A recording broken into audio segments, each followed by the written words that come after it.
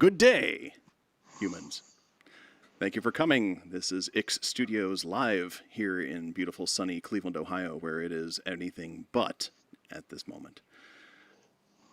So yeah, everything's canceled. Yay, go cancellations. Originally, I was supposed to be at Analog Heaven Midwest out in Indiana this weekend, but that ended up not happening. Then I was hoping tomorrow to have Mr. Adam Boos on for a live jam, but that didn't happen. However, today we do have a kick-ass guest, and that would be Mr. Rodney Orpheus, coming to us live from beautiful London, if I remember correctly. That is correct. That is correct. Hey, Rodney. Hello. Wow, look at the way he fits everything in and stuff. That's really very impressive, my friend. Thank you. So I think, of course, you know what, the NDI source is now working fine. Oh, motherfucker, which means everything's echoey as shit right now. So, hey, you were talking before we were starting about how professional I am. That's a fucking lie. So let me... trying to be nice. I know, don't do that anymore. Let me fix that, and let me fix that, and... Now I can't hear anything. How about you? I still hear you fine. I can hear you fine now, too. We can hear each other. Cool. Okay, excellent. Awesome. So yeah, like I said, our guest today, I feel like I'm Merv Griffin or something like that.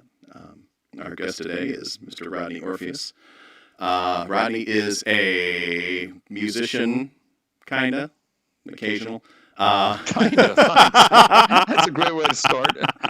I'm kind of a musician. No, I'm messing with you. I remember once talking to the guys from Front 242, and I was saying we were out clubbing in Belgium one night, and I was talking to the guys, and I was like, so, you know, we're all musicians, something like that. And Richard 23 turns and says, I am not a musician. I am a worker.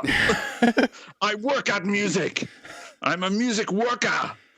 And I thought that was I can totally see that as well, because, I mean, every time I see Richard 23, it just looks like an exercise video. Yeah, so, exactly. You know, like I can just imagine him like up there, okay, we're going to do jumping jacks. Okay. Hoo-ha. Over and over again. Bridgewater, thank you about letting me know about the reverb. I think I might have fixed it now. Can you check that and let me know? I'd wait 10 seconds, but just let me know. On our chat, we have a decent amount of folks on here so far. Information Trey, thanks for joining us. Diabolito 2418. Diabolito, hey, wow, it's so nice to see you, man. One of my very oldest and best friends. Yeah, all awesome. Right. Good to have you around. Yeah, so it'll be cool. So Rodney does not just is he a musician of some note. Is that better? He's also a musician of some note. Yeah, some note. That's like, with all due respect, meaning I don't know how much is. Well, I'm just not sure which note it is you sing, D or E. I was in a band once where a person sang one note, so that band was the one that I sang in. So. My favorite one note on one note. I'm just going to take over this conversation. Of course, that's it. Yeah. There was a great interview with Captain Beefheart many years ago, and he was asked during the interview what was his favorite concert, and he said his favorite concert was Thelonious Monk at the Hollywood Bowl. And the interviewer said, "Well, why was that your favorite concert?" "Well, you know, Thelonious Monk, he came on the stage over there at the Hollywood Bowl. It's full of people. He comes on stage. There's a grand piano on the stage, and he sits down in front of the grand piano, and he played one note. And then he closes the piano and gets up and walked away. And the interviewer's like, why is that your favorite interview or favorite concert? And he goes, because it was the right note. And I always thought that says a lot. That's the ultimate in minimalism. That's what it's about, just getting the right note. Right, exactly. That's what we keep on trying for, right? And if we can't, then we just keep on putting out records instead. So you're also a producer, engineer, mixer, technologist, writer. What am I missing? Probably a bunch of things. Nerd, definitely a nerd. Gamer. Nerd, geek, yeah. Gamer. All that stuff. So there's my introduction. So why don't we dive into this a little bit here? So okay. Well, some of the reasons why I wanted you on here is because a lot of our audience are tech nerds as well, especially in the music realm, producers of their own styles and everything like that. And I think it'd be kind of fun to bring in people that have been doing this stuff for a while or might be doing things differently than how they're used to doing it. That kind of thing, as well as, fans of your music projects as well are going to be on here as well. For those that don't know, Rodney has a band called the Cassandra Complex that's been around for a couple of years now, I think. A couple, yeah. Since our first record was 1985, I think. Yeah, 1985. What's that? 35 years ago now. Yeah, crap. I know, right? I'm so fucking old. I know. Yeah. 85 was the first record. I think we started in 84. It felt like a good year to start an industrial band. 1984 was just about, that's it. I remember when it got to 1984, I'm thinking, I've got to start an industrial band because it's 1984. I know, right? It's the ultimate in dystopianism, It totally is. Little did we know. And it kind of was, because it was Thatcherite Britain back then, which was pretty freaking close to what 1984 was supposed to be, except just with the science fiction elements cut out of it a bit. So we tried to bring the science fiction elements in, but yeah. Nice. So when you guys started out in 1984, that was in England at the time, or was that in Ireland? Or that was in England. Yeah, that was in England. Though I'm not English. Well, I'm from Northern Ireland, so I'm a dual national. I'm British and Irish, because Northern Ireland's kind of this weird little pocket of that's outside the space-time continuum. So that's why I have this bizarre British accent, as you Americans like to say, even though there's no actual thing. Like nobody in Britain would ever talk about a British accent. No, that's okay. We generally don't talk about our American accents either. Yeah, right. We just talk about regions. Well, we have Scottish accents, and where I come from in Northern Ireland, it's like really agrarian society. So, like literally, I could tell where someone comes from within like a 10-mile radius, within 3 sentences, because every little town's got its own accent. Every little village has its own accent. But then I moved to England, and we formed a band in Leeds in England. So it was myself and 2 English guys originally. Now the band's got 2 German guys in it as well as an English guy. So we're very European. No doubt. So Leeds, 1984. Leeds, England. Yeah. Leeds 1984, that was the place to be, actually, because people from Ireland, it's very traditional for artists from Ireland to move to the UK, to move to England, because that's where the music business is. But everyone goes to London. But all my favorite music then came from the north of England, like from Leeds, Sheffield, Manchester, Liverpool. I was into Joy Division, New Order, Section 25, Dorothy Column, all came out of Manchester. And then out of Leeds, you had Gang of Four, Soft Cell, Delta 5, all these great post-punk bands. And Manchester also had Buzzcocks, of course, and Magazine. Right. Amazing bands. And then Liverpool, you had Echo and the Bunnymen, Teardrop Explodes, So that little band across the north of England, the M6 motorway runs between all those cities. That's where all the exciting things were. So I moved there and formed a band there. Now, did you move there for music, or did you move there for? Yes, that was what I wanted to do. I knew I wanted to be in a band. I knew I had the concept of the band in my head from the beginning, and I had everything conceptualized, what the music would be like, what the logos were going to be like, everything from the beginning before we ever got anyone on the band or played a note. And but I didn't know. I wanted to make this band that was like had a really robotic, mechanical German style beat behind it, because I love bands like Die Krups and Neu and Kraftwerk, of course, and all this German stuff. But I also wanted to have rock and roll guitars on the top and lots of improvisation. Suicide were a huge influence. Suicide were the Suicide or the Velvet Underground of electronic music. Brian Eno famously said when the first Velvet Underground album came out, only 1,000 people bought it, but every single one of them formed a band. And when the first Suicide album came out, probably only 500 people bought that, but every single one of them formed an electronic band. And that was absolutely the thing. Sure. One of my proudest moments was when I became friends with Craig Leon, who produced the first Suicide album. It's like, every time I talk to Craig, and actually he said he might even come on the stream earlier on, so I hope he does, because I'm such a huge fan of of Craig's work. He produced the first Suicide album, the first Blondie album, and the first Ramones album. Oh shit! I mean, come on, it's like the Holy Trinity there. Yeah, exactly. So he's a great guy. That's awesome. And so that's how we started. I mean, actually, how the band got formed. I didn't know anybody in Leeds, and I didn't know anybody who liked this weird electronic music I was doing. And then I was going to, there was this club who played like weird post-punk stuff in Leeds, and I used to go there every Monday night. And one night I came there and he said, "Oh, you can't get in tonight. It's a private party." And I'm like, "Shit!" But I knew the DJ, and the DJ said, I met the DJ outside, and he said, "Yeah, you're a regular. Come on in anyway." So I came in, and I knew absolutely nobody there because it was this private party. And then halfway through the party, the DJ put on a Die Krups record, the very first Die Krups record, second one, Vanna Arbeit von Alone, which is this really hard driving Germanic robotic beat, brilliant, amazingly early, electronic industrial, proto-industrial record with bits of metal being bashed and stuff.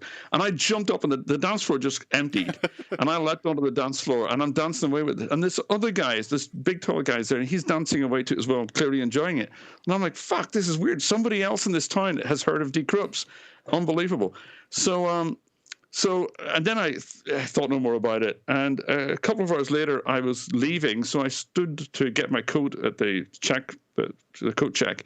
And I turned around, this big guy was behind me. I said, "Hey, you're that guy that was dancing to Die Krups?" And he was like, "Yeah, and you're that guy who's crashed my birthday party." And I'm like, "What?"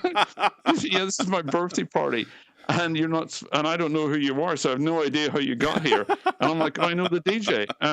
And he went like, I said, "Well, you don't sound very English." And I said, "I'm from Ireland." He said, "What are you doing in Leeds?" I said, "I came here to form an electronic dance band." He was like, "Great, so did I.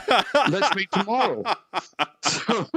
So we exchanged phone numbers, and I went round to his house the next day, and that's how the Cassandra Complex got formed. Wow, that's good chances there, huh? Yeah. That's fantastic. And then the third member of the band came to interview us for a fanzine. And he was the only guy we'd ever met in the whole city who actually understood we played a couple of shows, and people were like throwing bottles and shit at us. And this guy came to interview us, and he was totally into what we were doing, and he understood all the influence and everything. So like afterwards, I was saying, that guy really knows a lot about music, and we really need a guitar player. And Paul, the other guy, said, "Well, maybe we should ask him to play guitar." And I'm like, "Can he play the guitar?" And we're like, Paul said, "Can we play the guitar?" I was like, "Who cares? He knows what we're doing, so he can learn, can't he? He can learn how to play the guitar, but he can't learn how to understand the music," which is still my motto to this day because I'm still learning. Sure. So we called him up and asked him to come over to do it, and we didn't know how to get something in a band. And we thought, do we audition him? I guess we do. Let's get him over and see if he can play. So he came over, and we threw on a couple of the songs. And this guy just was like, he knew everything perfectly, absolutely flawlessly. And I'm like, "How the hell do you know all our songs?" And he said, "Oh, I got a bootleg recording from your last concert and learned everything from it." And so I joined the band. Done. Yeah. That's great. So that's how it all started. So the first album that you guys put out in 1986, 1985? Grenade. Yep, Grenade. So tell me about the production on that. How'd that all work out?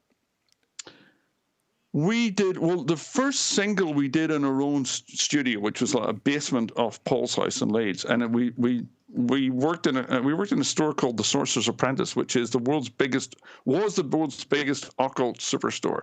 And so I sold occult books for a living, which was great.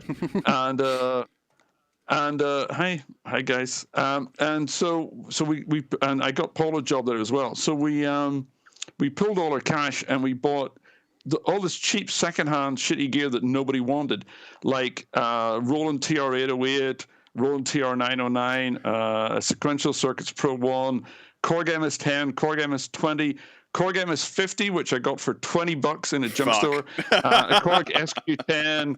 I mean, I literally had all this stuff, and I think I spent something like $350 for everything I just talked about put together, because nobody wanted this shit. Nobody wanted this stuff at all. So we would just roam around and find these junk stores and buy this cheap analog drum machines and synthesizers that nobody wanted. So I had this huge array of analog gear in the corner of the room. and with patch cords and everything that cost me peanuts. I was making on a part that I bought on money I made on a part-time job in a bookstore, so we made the first record that way, and it was great. But when I heard it in a disco, it sounded terrible because I didn't know anything about acoustics or whatever. But it sounded great in the studio. But then shortly after that, we got a record deal. We effectively made a record deal, and we pretty much did it ourselves, and decided we would spend some money in a studio. But just before the recording session, we got burgled, and all of my equipment got stolen. Shit. Like everything. Oh no! Like this absolute, like this wall full of beautiful classic analog gear. Everything got stolen. And luckily, I had insurance. So I had to run out and buy a whole new set of gear, brand new. Oh, my God. With the the thing was I'd insured it for its new value. Right. So by this stage, and the new value of that stuff back then was colossal. Sure. Because synthesizers back then cost a lot of money. I mean, you think they cost a lot now? It was nothing compared to what they cost back then. Oh, yeah. So I had to go out and buy a whole bunch of new gear in a hurry. So I bought, before the first album, I bought an Atari ST and a copy of Cubase, the very, very Cubase 1.0. Actually, no, it was Pro 24 originally, but I got Cubase 1.0, and I got a Casio VZ synthesizer. We love Casios. We have loads of Casio tones. And an Akai S612 sampler. The very I used to have one of those. Portable sampler, right? Oh, that sounds so good. And I bought all these literally a week before we were due to go in the studio. Shit. So I had to reprogram every song, learn out how to use all this gear, and reprogram everything in a week. So I basically didn't sleep for a week. I was just sitting there like reprogramming stuff and learning how everything worked and sampling the hell out of shit and all the rest of it. Luckily, the S612 came with a really nice little library on 2.5-inch quick discs. Those things were horrible. Yeah, they held 32 kilobytes on each side. It was a two-sided disc. If you get a piece of dust on them, they would just die. Kilobytes. Yep. There was no flap that covered the disc at all. So, but the great thing about the S612, and the S612 had something that I've never seen on the sampler since, which is the best thing ever. And I don't understand why no one else does it. It had two little sliders on the front, hardware sliders, things, and you could use them to adjust the start and end points. With hardware sliders. It was fucking fantastic. Yeah. And I have never seen it on any other thing since then. And I do not understand why not, because it made things so much fun and so much easy. And people keep making shit with knobs all the time these days, but nobody makes a sampler with goddamn hardware sliders. I mean, what is wrong with them? Right. So that was a great thing about the S612. It also had beside the disk drive, which was its own rack. The disk drive with two separate units, and it had a little rack you could put the discs in. Yep. It was great. So whoever designed that thing, 100% man, the industrial design was just. I think beautiful. It was like. Hang on, I'm gonna. Give me 1 second. I'm gonna take my sweater off because it's getting a little warm. Okay, it's just you. Ladies and gentlemen, the strip show begins. By the time this is done, Rodney Orpheus will be completely naked. Hi, Rodney. Yeah. There we go. Oh, I need a haircut so bad. All right, there we go. That's me. I've got my Sun God shirt on today. Oh, look at you. This is actually the original Sun God shirt that we made in 1996, and it still fits. Yeah, this is the from the Sun God, my first solo album, Sun God. Mm-hmm. So I found this in my wardrobe today. I thought, my God, I haven't worn this in like 20 years. I wonder if it still fits. And hey, here we go. Look at you. Look at me. Anyway, so that was the S6. So I got all that gear, and we went into the studio it was somewhere in Leeds, and we recorded the first album. And we put it out, and nothing happened, and it was weird. And then I got a phone call one day when I was in the basement. The basement, our studio was in the basement of the house, and then the toilet was on the first floor, second floor for you Americans. And one day I was coming from the toilet down to the basement, and the phone rang. And there was no way I could have heard the phone while I was in the basement making noise. And I picked up the phone, and this Dutch guy and said, "Hello, is this Cassandra Complex?" And I'm like, yeah. And like no one had ever phoned up for the Cassandra Complex before, because no one knew who the hell we were. And I'm like, yeah. He said, oh, thank God, I've been trying to get hold of you for 6 months. I've been calling every day. And I'm like, oh, really? What's it about? He said, would you like to play a concert in Holland? And I'm like, yeah, I think I would. Yeah. I said, what's it about? He said, well, there's a new venue opening. It's called Das Pferd de Troie, which is the Trojan horse. And we're called the Cassandra Complex, because Cassandra was a princess of Troy. Right. And they're like, we really want you to play the opening night of this club. And I'm like, are you sure you've got the right band? And he went, oh, yes. And I'm like, well, it's going to cost a lot to get to Holland. He went, yes, but I think we can pay you $2,000. And I'm like, excuse me? On our way. And he's like, pay you $2,000. I'm like, yeah, sure. What date? When? How? What? I'm like, what the hell is this? And it's like, I really said to him, are you sure you got the right band? He says, your record is like a huge hit here. I'm like, is it? He says, yeah, all the DJs play you in the clubs all the time. I'm like, they do? No one told us that. And so I called up the distribution company, and they were like, yeah, we've sold thousands of your records, and we have no idea what's going on. I'm like, you and me both, pal, but apparently we're playing in Holland.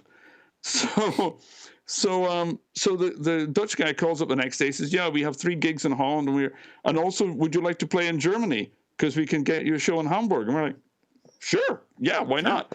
And that's how it happened. We had no management or agencies or anything. This was the agency calling us. We had no idea what was going on.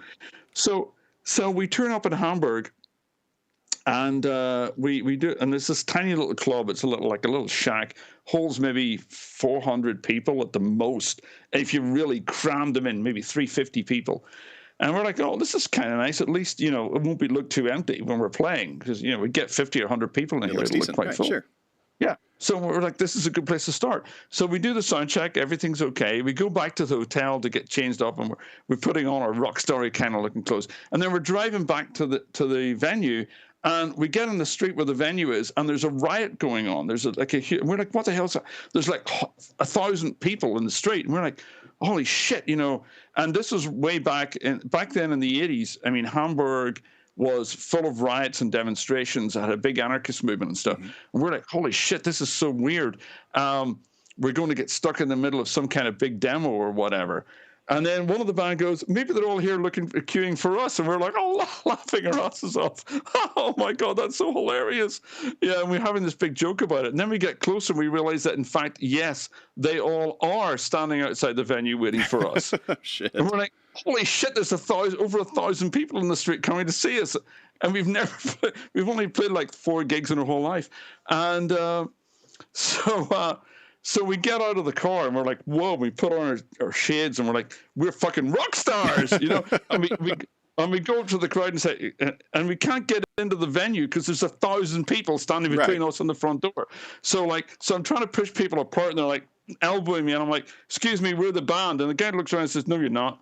And we're like, yeah, we really are. But no one knows what you look like. Because we've never been to the country before. We've never had any PR. We've never had any photographs. So nobody knows what we look like.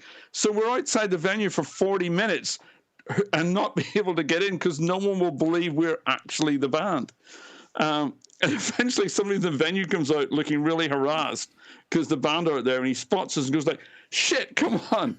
So that's how we did it. So we ended up having to play 2 shows that night, both sold out in the same venue. So good luck. So that's how we started. Yeah, that's awesome. Yeah. And you guys have been doing stuff since. I mean, you do a lot of festivals and everything like that out in Europe. We play a lot of festivals now because, I mean, back then you could make, we never had a big hit. I mean, we were top of the indie charts in various places, but we never had a chart hit. Right. Because back then, I mean, we were selling vinyl and CDs, and back then if you sold a CD, you'd sell it for maybe, $10.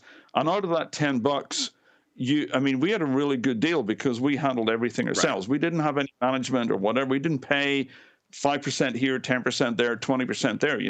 Everybody was taking shit off the top. We were like, fuck this shit. We're smart enough to be able to do this ourselves, which may have been a smart move and may not have been, depending how you look at it. So we decided we'd handle everything ourselves, and we didn't know what the hell we were doing. And it wasn't like today. You couldn't go to YouTube and like get on it, or you couldn't buy Martin Atkins' Band Smart book or something like that and figure out our Smart. We had no idea how this shit worked, and so we just made it up as we went along. And we made a bunch of mistakes doing that, but we learned. And but out of every $10 someone paid for a CD, we'd get $2. And it turned out we could sell a lot of CDs. There was no streaming, there was no digital, there was no on downloading or anything like that. We were getting a $2 per CD, and we ended up selling 30,000 CDs. Of each release, 30, 40,000, maybe 50,000. Now, these days, if I sold 30,000 records today, I'd be number one in the real chart. Yeah, I know, right? Because these days, you only need to sell like 5,000 copies to be number one. Yeah. It's like nothing. But back then, 30,000 just got us in the indie chart. Right. It didn't even get us in the top 40 of the real chart. But it was enough to make a living. If you kept pumping them out, if you kept doing enough shows. And we toured. I remember once I was talking to my girlfriend at the time, and she was like, I never see you. And I'm like, what do you mean? I'm here all the time when I'm not on the road. I'm in the house all the time. She was like, yeah, but you're on the road all the time. And I'm like, no, I'm not. She said, well, I calculated how much you were on the road last year. It was 200 days out of 365. Oh, geez, yeah. And so, yeah, we were on the road a lot. We toured incessantly. And we would do like 20 dates back to back with a day off, and then take a day or two off and do another 20. It was ridiculous. And then we'd take a month off and make a record. So we really worked hard, and we had like 14 people working for us. We ended up with, as well as the band, we had a lighting guy, we had two sound guys, we had graphic designers, we had, I was running a whole studio, and we were turning over a fairly reasonable small business out of what we're doing. You can't do that these days. You just can't. Not at that kind of level, because there's not enough money to go around. So in the end, we all got other jobs. Now, it turned out that all that weird ass shit that we did was really useful, because Andy, who's our guitar player, he did all our business stuff, and he got really pissed off by the fact we were getting really bad deals on stuff. So he went and did a law degree. And became a lawyer. And now he is the lawyer for New Order and Johnny Marr and Stone Roses and the Pixies, and so he is actually one of the top music business lawyers in the country, because he's a lawyer who actually is a musician. Right. He's been through it all, so he actually knows it. And musicians love coming to him because he gets it. He's not some dickhead in the suit who sits around and goes home and listens to Dire Straits. He's actually a guy who's been on the leading edge. But he still tours with us. Now, Axel, who does or handles a lot of our live, all the live touring stuff and everything else, he became a live sound engineer. And so did Jürgen, who was our keyboard then. And Jürgen's now the live sound guy for the Sisters of Mercy, for example. Axel's the live sound guy for Wolfsheim, Project Pitchfork. You name an electronic band out of Germany, Axel, our keyboard player, is their live sound engineer. I've probably met him then, because I've played with a lot of German industrial bands. So yes, Axel Hermes, he's an absolute legend. Yeah, I know who he is. Yeah, Dr. Feedback. Yeah. His email address is drfeedback at whatever. Yeah. So if you've been to any German electronic concerts, you'll have seen and heard Axel. He's the keyboard player from the Cassandra Complex. Nice. And I was interested in the studio tech, so I started producing records for other people. So I ended up producing, I remixed Die Krups with the Sisters of Mercy, with Andrew from the Sisters, and I did Future Sound London, which was an amazing experience. I loved producing Future Sound London. That was great. And I did a whole bunch of German indie bands, Fortification. I did INRI was a Canadian band I produced in '96. I just discovered their record again, their recordings the other day. I hadn't listened to them in 20 years. And I put it on. It sounded freaking amazing. So I'm looking at remastering and re-releasing that one, actually. So nice. So I did a whole bunch of production and engineering and ran my own studio. So and that kind of led you into the music technology world. Well, what happened was I was running a studio in Hamburg, and I'm going to do some more name dropping here. There you go. I was out one night having a drink with a guy called Mark Chung, who's the bass player from Einstürzen and Neubauten. or he was the bass player for Einstürze Neubauten. And Mark was like us. He was smart. He ran a publishing company called Freibank, which was basically, he ran Einstürze Neubauten's publishing and turned that into a career. He ended up being a publisher for all the indie bands in Germany. And he was saying, you use computers all the time, right? And I said, yeah, sure. And he said, what software do you use? And I said, I run Cubase. And he was like, oh, do you know the guys from Steinberg? And I'm like, no. And he goes, oh, they're just around the corner from here. Do you want to go see them? And I'm like, sure. So he said, yeah, I talked to them the other day. They said, if you know any musicians using our stuff, bring them in to introduce us, because we need some feedback. Mm-hmm. We need some people to talk about our stuff.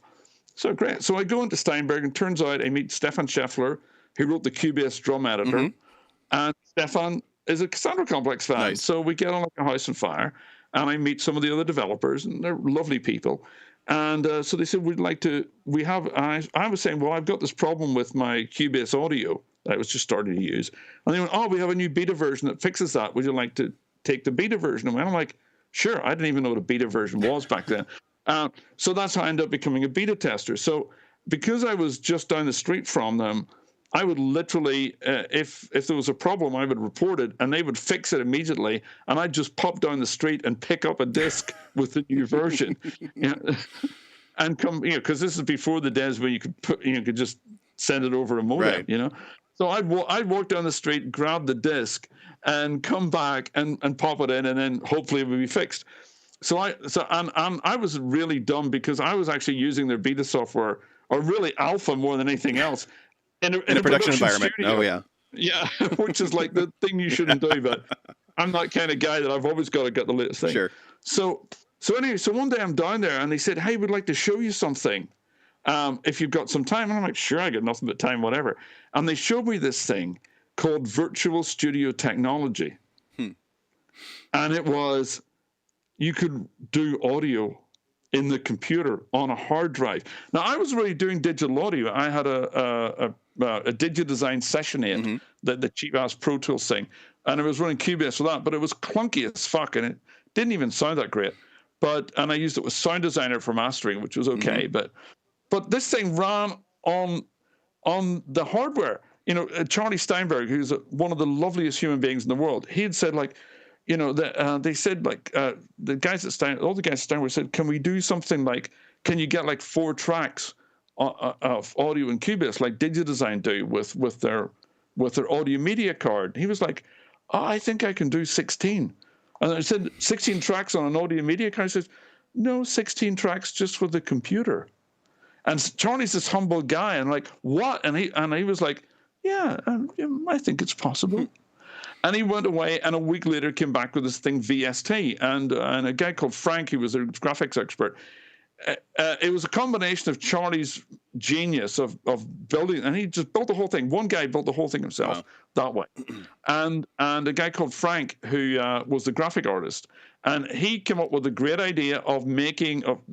Charlie built these little effects, like really cheap ass flangers and phasers and delay units, which could just about run on an Atari Falcon using the Atari Falcon DSP.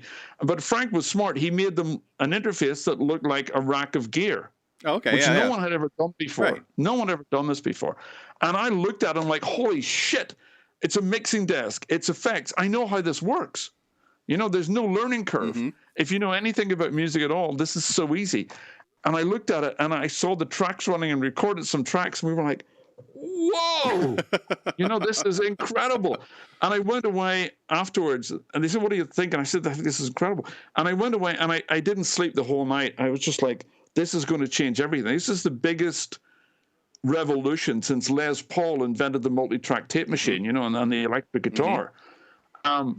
This is going to change everything. So Atari Falcon, yeah. So the next morning, I went straight back to Steinberg. And I walked in and went straight to the CEO's office and knocked on the door. And a guy called Manfred Rurup. And I walked into Manfred, and he said, yeah, hi, Rodney, how's it going? I'm like, great. I saw your Cubase VST yesterday. And he went, oh, really? Do you like it? And I said, yeah, it's amazing. And he went, oh, thanks. Well, is there anything else I can do for you? Like, why are you in my office, And I'm like, well, I was thinking last night, this is going to change the whole world, right? It's really revolutionary. But you have one problem. And he was like, what's that? I said, you need someone to tell people this. You need someone to show people how exciting and world-changing this is. And because otherwise people are going to say they're not going to get it. You know, they're not going to get you can record everything in the computer. And he was like, yeah, that's true. Do you know anybody? And I'm like, yeah, I kind of do. Give me a job. And he went like, yeah, that's great. Yeah, you'd be great at that. So that's how I ended up working at Steinberg. Nice. I literally walked into the managing director's office and made my own job. Became the evangelist for VST. And I became the technology evangelist for VST. Yeah. So I ended up going on stage at Frankfurt Music Messe and showing this thing. And I remember I was trying to put together a demo, and I was like, how do I demonstrate all this stuff? And I'm thinking, it's Germany, it's electronic music, it's Kraftwerk, right? It's computers, computer love. So I designed the first ever virtually done cover version, which was Kraftwerk's Computer Love, entirely done inside Cubase VST, because Charlie had built these little tiny instruments. And one was called the LM4 drum machine, which was the 4-channel sampling drum machine. And there was this little monosynth called Neon, which was horrible. But he had built a thing called Model E, which was the first Moog emulation. It was an emulation of a mini Moog. And it sounded really bad until this guy I knew from New York called Mark Lindahl wrote to me, and we were chatting, him and Charlie were chatting, and he had discovered a diagram of the Moog filter on some bulletin board somewhere. You know, this is like pre-web technology, and he had built a software emulation of the Moog filter, but he didn't know what to do with it. And then Charlie said, well, I'm writing like a mini Moog. And Mark was like, here's the filter. So we put Mark's filter into Charlie's mini Moog emulation, and it sounded like a Moog. And given the fact that this was one of the very first versions, it actually sounded not bad. I mean, by modern standards, it's kind of cruddy, but it was Moogy enough, you know?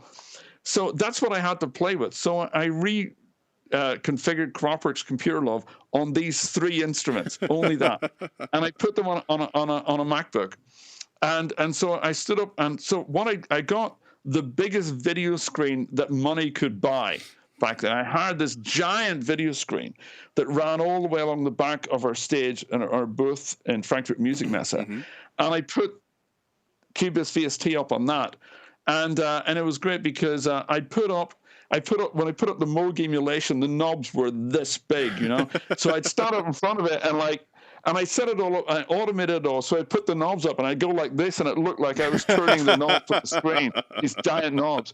And it was great. And I'd play the song and I'd do all the stuff and I'd go back and forth. And then the killer was I'd pick the laptop up and turn it round. And it literally just had a power cable going in and an audio coming out of it. And I'd turn around and say, everything's running here. Like, you know, because everyone's seen Kraftwerk. I'd seen Kraftwerk in Dusseldorf for like a few years before. And when they toured, they took the whole of Kling Klang studio with them. And when I saw them play in Dusseldorf, it was the most embarrassing show ever for them because everything broke down 4 times in the show. They had to stop the show and close the curtains. There was one time when a curtain opened accidentally and Florian was lying his back on the stage, trying to wire up something in a patch bay underneath to get it to work. But it was this huge thing with all these modular gear and everything else. And I'm like, if you've ever seen Kraftwerk play live, you'll know how much gear they have. Well, now I can do the whole Kraftwerk show on this laptop and nothing else. And that was like the killer boom. And people were like, whoa, this is the most incredible thing we've ever seen, you know? So that's how we did it. And I did it was a 4-day show. I did 7 shows a day, every day. We did the first 2 days, amazing. Everybody was raving about it. The place was packed. It was jumping. It was like the coolest thing ever. And I was hyping the hell out of it. And, you know, we were the business. And then the 3rd day, you know, I'm coming in the 3rd day. I was like, yes, I'm Mr. Rockstar. I go up on the stage. I get my everything going. It's all ready to go. I'm ready. I hit the play button. You know, the show counts down. I hit the play button. Computer Love comes on. I look in the audience, and Kraftwerk are there in the audience. What do you say? I'm like, oh, fuck, what do I do now? You know, I'm up here in front of Kraftwerk playing this crappy cover version of their about to say I can do everything Kraftwerk does on my laptop.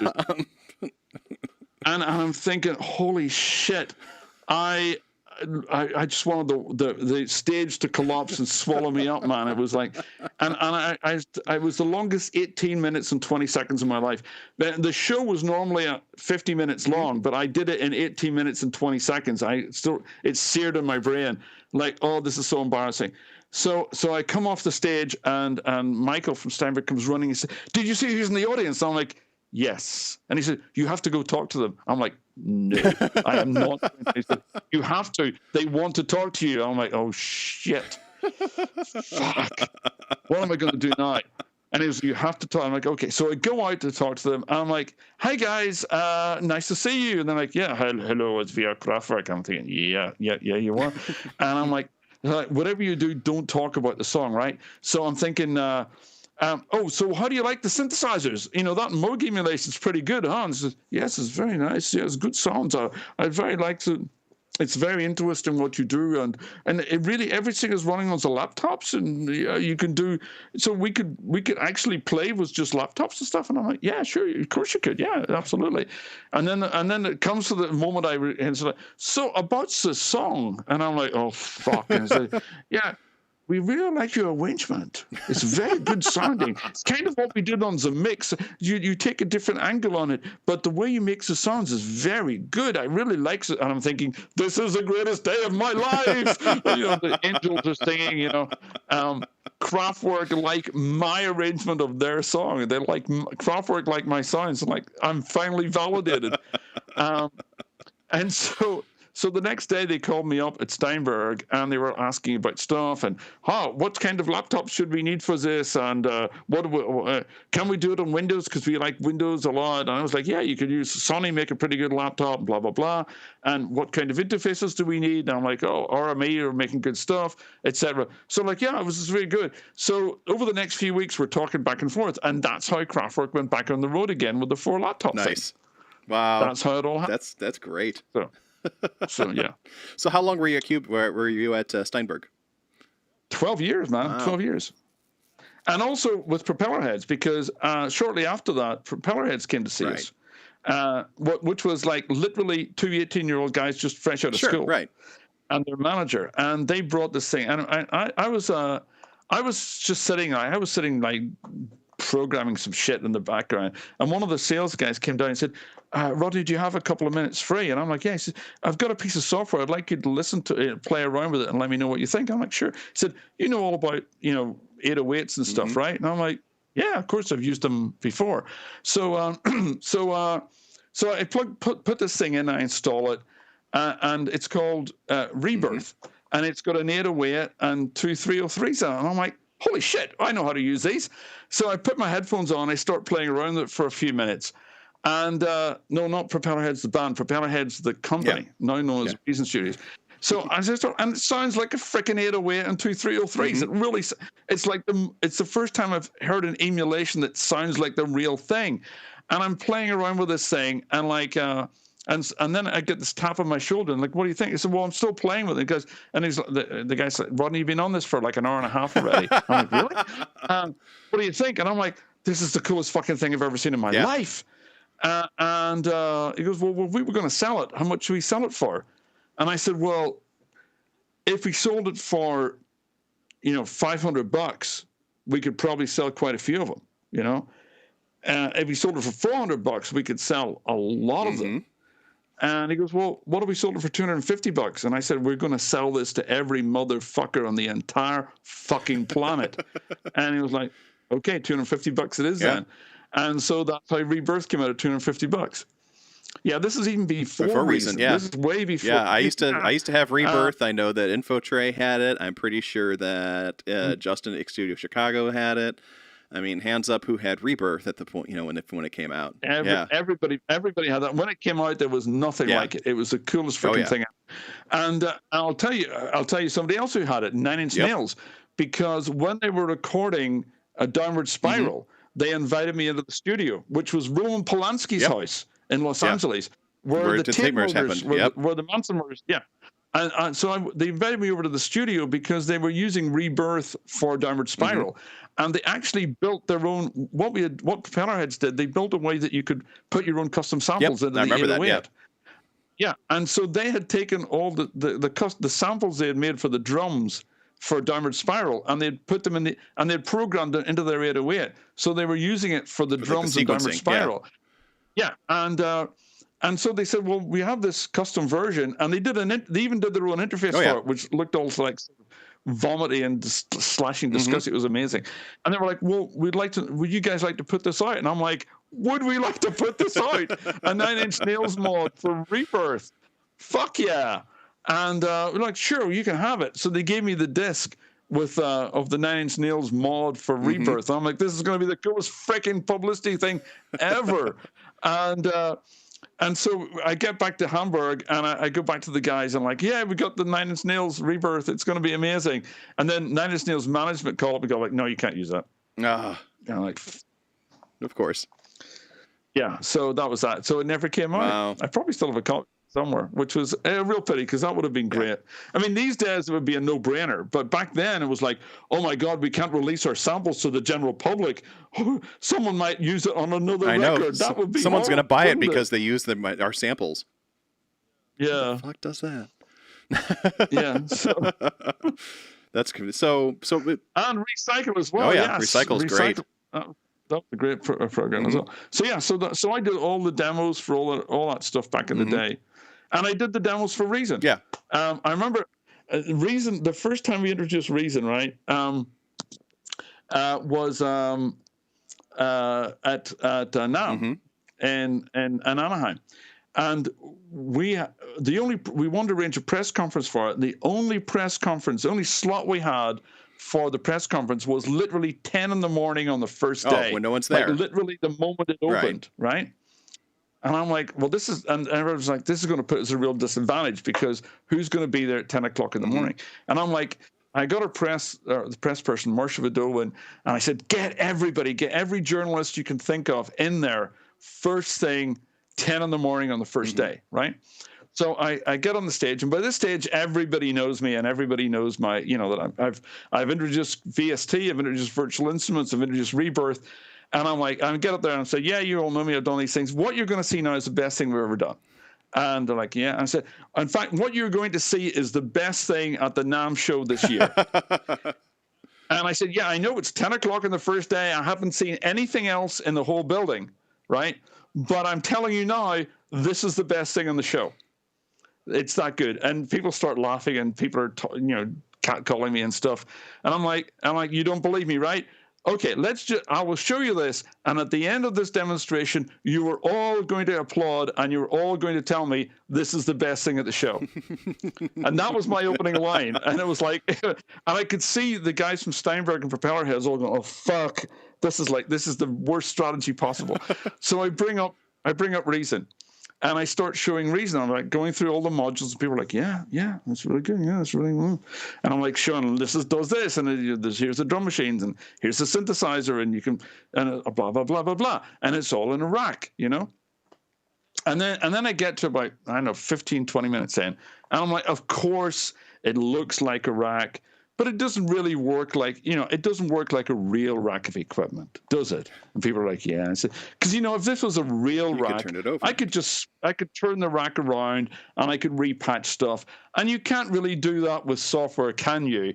And then I hit the button and it spins around. All the cables wobble. All the cables bounce. And it was like, everybody was like, whoa! And I said, and I just sold it to every single person in the audience. And everyone was like, yes. This is the best thing at NAMM. And that was it. It was over. Yeah. It was fucking game over from that moment. When the cables all animated and stuff, it was like, that was it.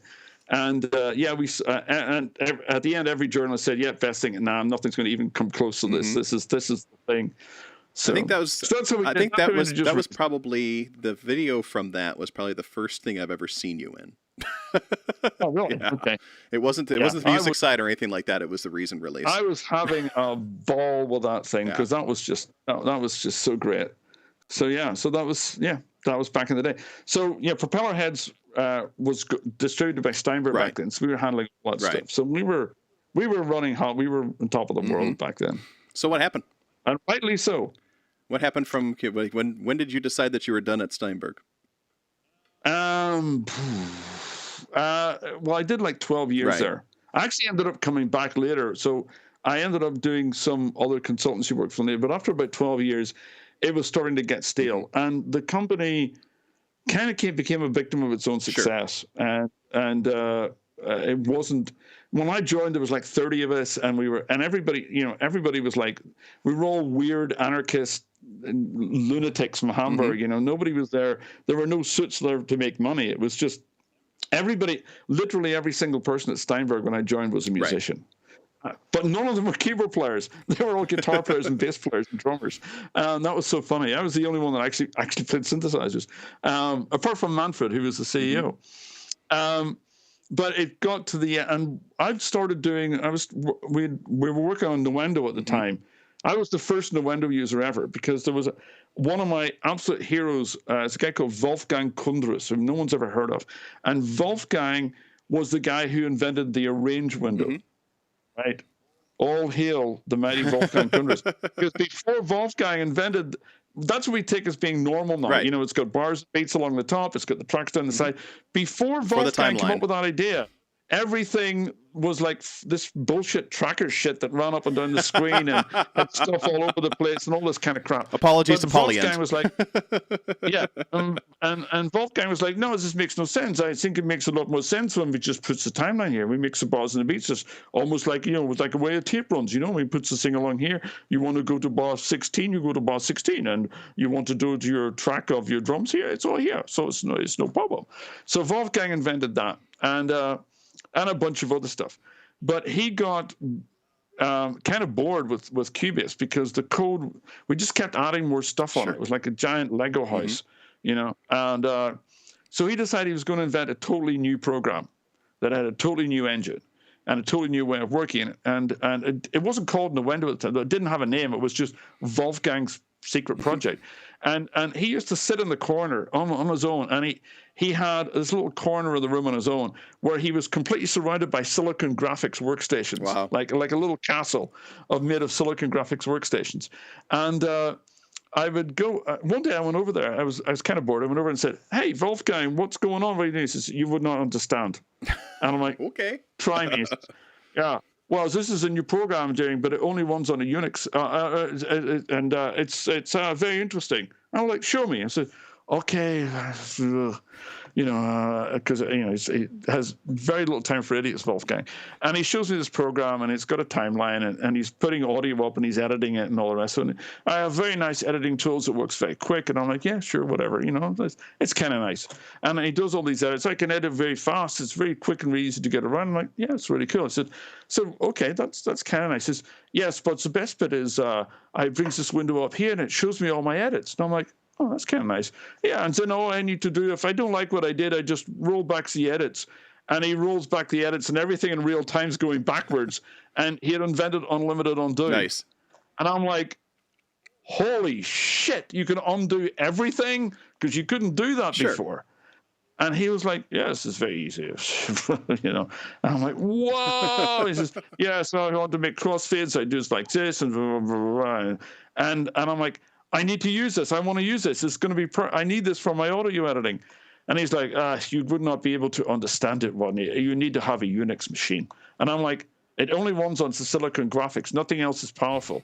And I'm like, that's no problem. I can use Unix. And he's like, really? Okay. Well, if you can get it running, you can use it. So he gives, take one of these Silicon Graphics. I don't need this one. And he hands me this $10,000 Silicon Graphics machine. And I carry it back to my desk and install this alpha of what was Nuendo. And then he comes to me and says, oh, do you like surround sound? I'm like, I love surround sound. He says, well, nobody here understands it, but I want to build surround sound into the program. In fact, why should a program only have 2 output channels? It should have multiple output channels. So I make this program with 10 output channels, and then if you want to make, you can make 5.1, 6.1, whatever you want. And I said, what do you want to do stereo? He says, well, stereo is just 2 channels of 10 channels. Mm-hmm. What's the fucking problem? And I'm like, okay, yeah, it makes sense. So I started doing a lot of mixing and surround. And that was Nuendo's big thing. Nuendo had the unlimited undo, and it had all the surround sound. Right. That were the two big, and I really enjoyed doing surround. So I started working a lot with the guys at DTS because they were making surround sound plugins and DTS encoding. So in the end, I ended up going to work at DTS. So I did surround sound at DTS for years. I did surround music. So we did David Bowie stage and surround, which is amazing record. We did Simple Minds, New Gold Dream and surround, fucking incredible. We did, what else did we do? I did LTJ Buckham, Planet Earth and surround. I produced that one. I did a bunch of stuff with the London Symphony Orchestra in surround. And then I helped out with Depeche Mode. They did their entire back catalogue in surround. Violator, which is one of the greatest records of all time. If you haven't heard Violator in surround, you haven't heard Violator because the mix on that, the surround mix on that is fucking godlike. It is like, I mean, the original album is one of the greatest records ever. It's easily one of the top 5 best electronic records of all time. Every time I hear it, the production is so perfect. And they did it in surround. And the thing was, I wasn't really sure, and winding back a bit, one of the first surround records I ever heard when I started at DTS came about by accident because I knew this guy vaguely, and he was like, he was one of the, hung around with at some of the shows I was doing, and he came up to me one day and he said, have you ever heard Kraftwerk in surround? I'm like, no. And he goes, oh, you know, there's a version of Autobahn in quadraphonic. I'm like, I did not know that. And he was like, well, I've got a pirate DTS CD of it. Because the thing about DTS, and what DTS never understood, and what nobody seems to understand is you can put a DTS 5.1 mix on a standard audio CD. Right?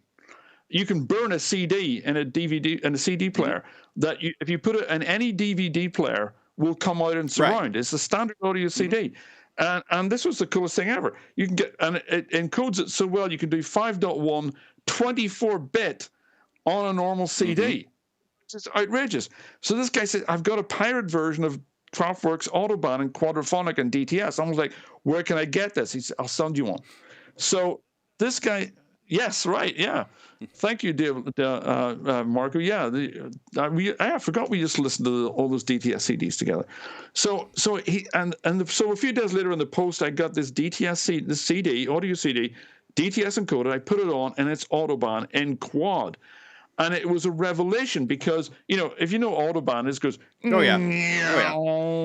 and so it actually panned, you know, from the back to the front. The cars are going, and then it would go dum dum dum dum dum dum dum, and it would go around, and it was amazing because the problem I was mixing rock music before, and with rock music there's an expectation that the drums are going to be in front of you, and the guitars are going to be here and here, and the keyboards you can maybe put a bit of reverb in the rear or whatever, but you can't really put the guitars at the back because it just sounds not right, because you expect to hear the band in front of you.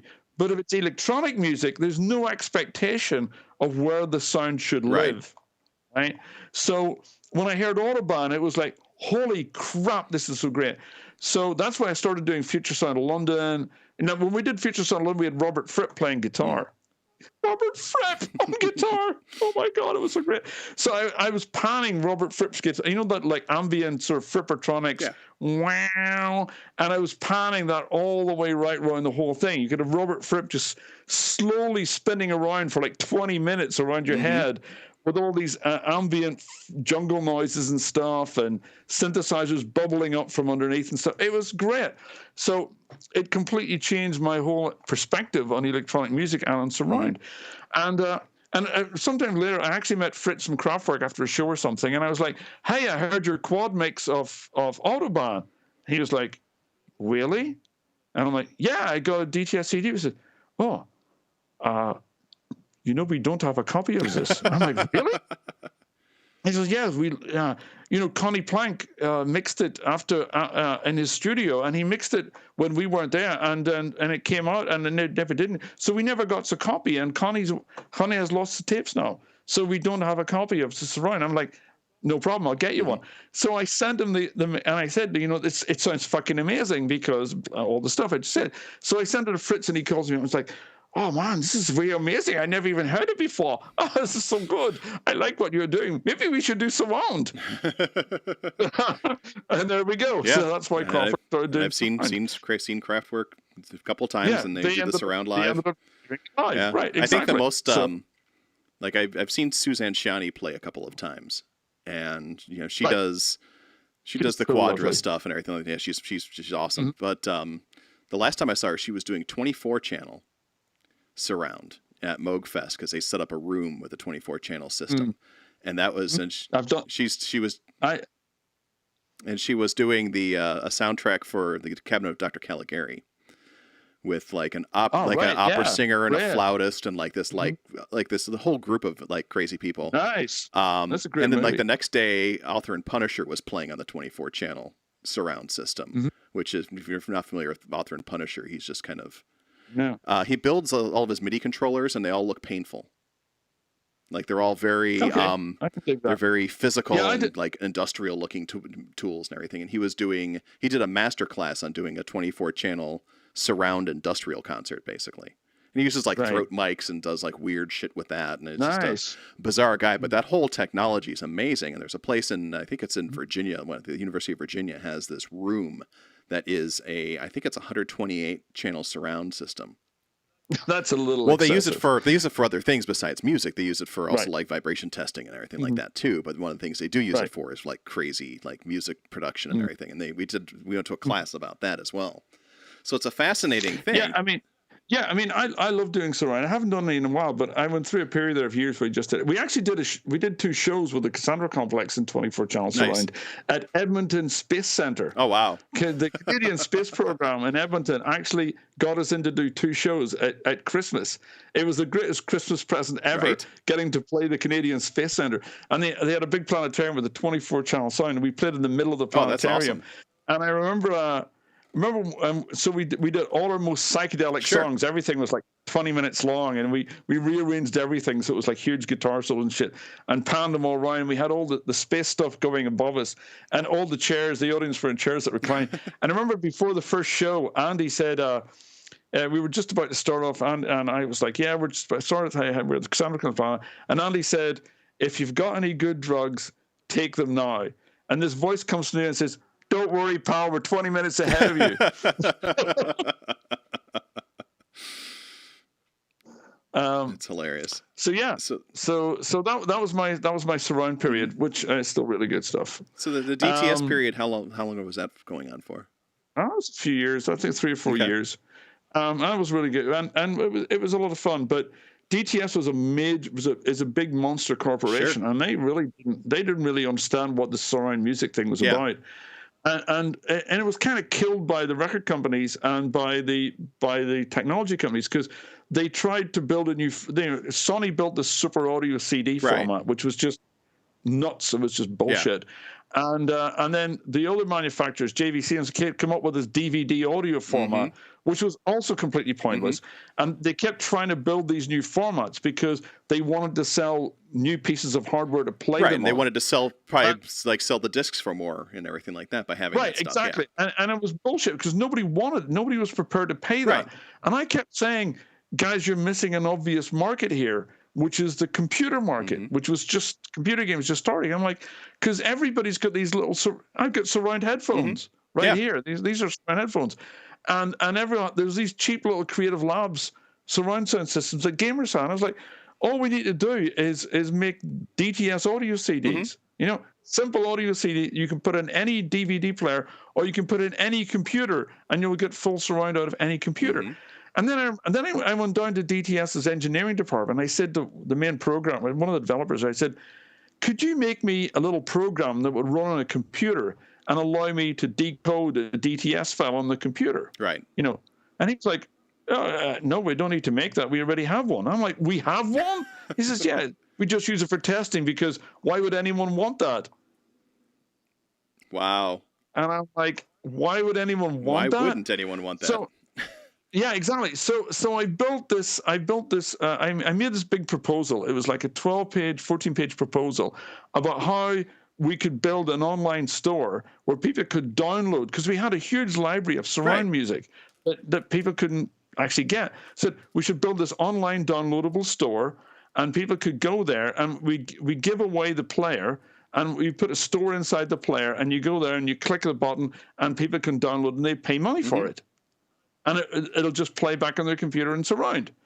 And so I did this massive proposal, and I brought it to the board of, to the main board of DTS, and I went through the whole. I did this massive presentation, went through all the economics of it. I'd built. This was like going to be great, and I got to the end, and someone looked at me and went, "Yeah, Rodney, this is so stupid." And I'm like, "Why is this stupid?" He said, "Who's going to want to pay to download music?"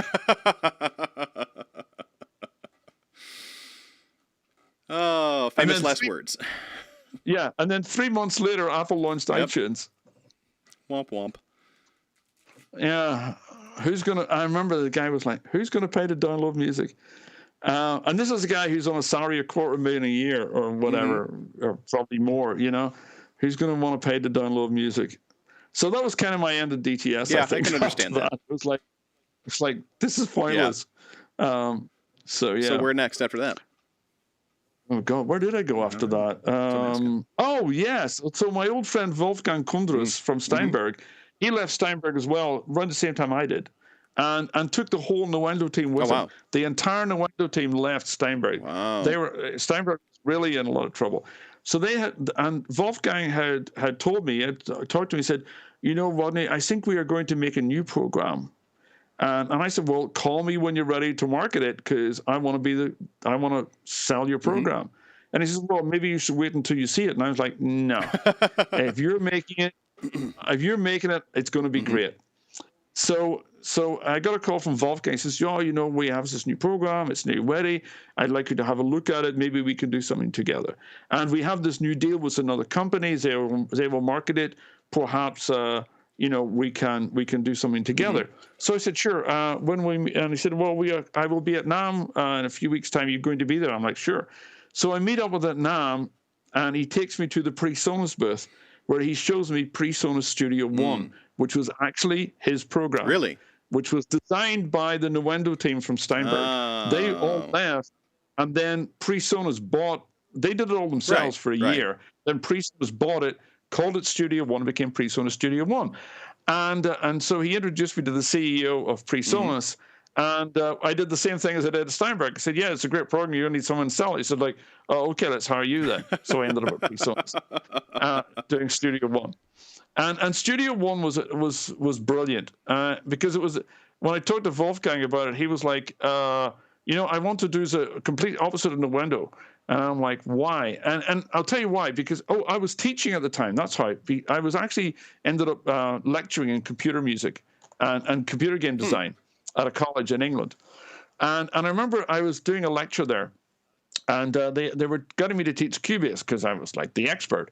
So there were a bunch of kids there, 18, 19-year-old kids, and they were learning Cubase. And I was like teaching. I can't remember what I was teaching. It was like I brought whatever was up on the screen. I said, so if you want to do this thing, whatever, you can go to this menu item here, and you do that, and it works. And the kid, I'm taking notes. Okay. I said, or you can do it like this. You can use a key command and do that, and blah, blah, blah. And then okay, fine. I said, or you can go to this window, and there's a button here that opens that window there, and that allows you to do the same job. Okay, fine. Or you can do this and do it that way. And then this kid at the back of the class, who I had already realized was kind of the dumbass guy in the class that everyone thought he was stupid. Right. He puts his hand. He was like, "Excuse me, Rodney. Wouldn't it be better if there was just one way and it was the right way?" And the whole class laughed, and I'm standing there, and I'm like, fuck. Holy shit. He's right. He's actually right. And it was like a light bulb moment of my head. And that's when I realized what we had done with Cubase is that we made the fundamental error of software, of design, which was the error that says, if you give people more features, you give them more functionality. And that is not correct. What we had done is we had tried to keep adding things and adding things and adding things and adding things and give people, and we had tried to do everything that would allow everyone to do everything. But by doing that, you don't end up creating a better program. Right. What you do, you end up, every extra feature like we'd get like 1% of our users would be film audio editors for film, and they'd want several features. So we'd add that feature in. And so we'd please that 1%. But for the other 99%, what we had done is just made the program more complicated. Right. It becomes bloatation. Yeah. It becomes bloatation. And that's obvious, I guess, these days. But back then it wasn't obvious. And that was the moment when it became obvious to me. And Wolfgang had thought the same. So one of the idea of Studio One was cut out everything. Just get rid of everything that's not one way, that's the right way. And we spent a lot of time really examining what people really do and what people really need. And what people want and what people need are two completely different things. Because, and I've seen this so many times at software companies I've worked with, where they say, well, the user wants this, the user wants this, the user wants this, and we've got 100 users all asking for this feature, we should put it in. And yes, it is important to listen to users when things don't work right. But you never, ever, ever take their suggestions as to how to make it work better, because they are inevitably wrong. And the reason why they're wrong is because those guys are not UI designers. Hopefully that kid in the back of the classroom became a UI designer. That kid in the back of the classroom knew more. That's why I point out that he was actually the lowest rated guy in the class. He was the class dumbass. But he was smart enough to see through all the other bullshit, because everyone else was sitting there trying their hard to learn this complicated stuff. He's like, why the fuck should I be doing that? And he was right. Absolutely why true. The fuck should I be doing that? And so that was one of the design philosophies behind Studio One. Just find the best way to do everything and make it do it that way. And so we spent a lot of time examining how people really think and how people really create. And one of the problems that's again has become more obvious now is that what wasn't obvious back then is that the way you think when you compose and play, you're in a flow state. And when you think analytically, like a programmer or an engineer, it's a completely different state of mind. You may and so when you're actually operating a DAW, a traditional DAW, your brain has to go into that engineering analytical mode. But when you're playing, your brain has to switch. It physically switches into another mode. And that kind of switching back and forth between those modes is very tiring neurologically. And that's why a lot of people get very frustrated when they use computer-based DAWs, because their brain is getting tired. It's saying, fuck this shit, I don't want to do this anymore. and rightly so. That's because that's just the way neurologically we work. And so one of the defining features of Studio One was that it should try and keep you in the flow state as much as possible. So everything's drag and drop. Everything's like really natural and fast. There's no excessively weird things. Windows don't pop up unless you need them to, and so on. And so when we brought that out, people were like, what the hell is this shit? It doesn't have any these features I need. And we're like, yeah. And I did loads of touring talking about Studio One, and every single show I did, people would say, I really need this feature. Will you put that in? And I go, nope. And they go like, what? But I really need it. I'm like, well, go buy Cubase then. Wow. Go buy Logic. They'd be like, wait a minute, aren't you here trying to sell your program? I'm like, yeah. And they're like, well, I'd like to use it, but I need this thing. I'm like, yeah, we're not. It's not built for you. Go. If you want to do that, that's great. Wonderful. I love your workflow. Go buy Pro Tools. Please go away, because I don't want you. I want all the other guys who are sitting here, and that's going to be enough for us. And if I have to lose you as a customer, that's fine. I don't care.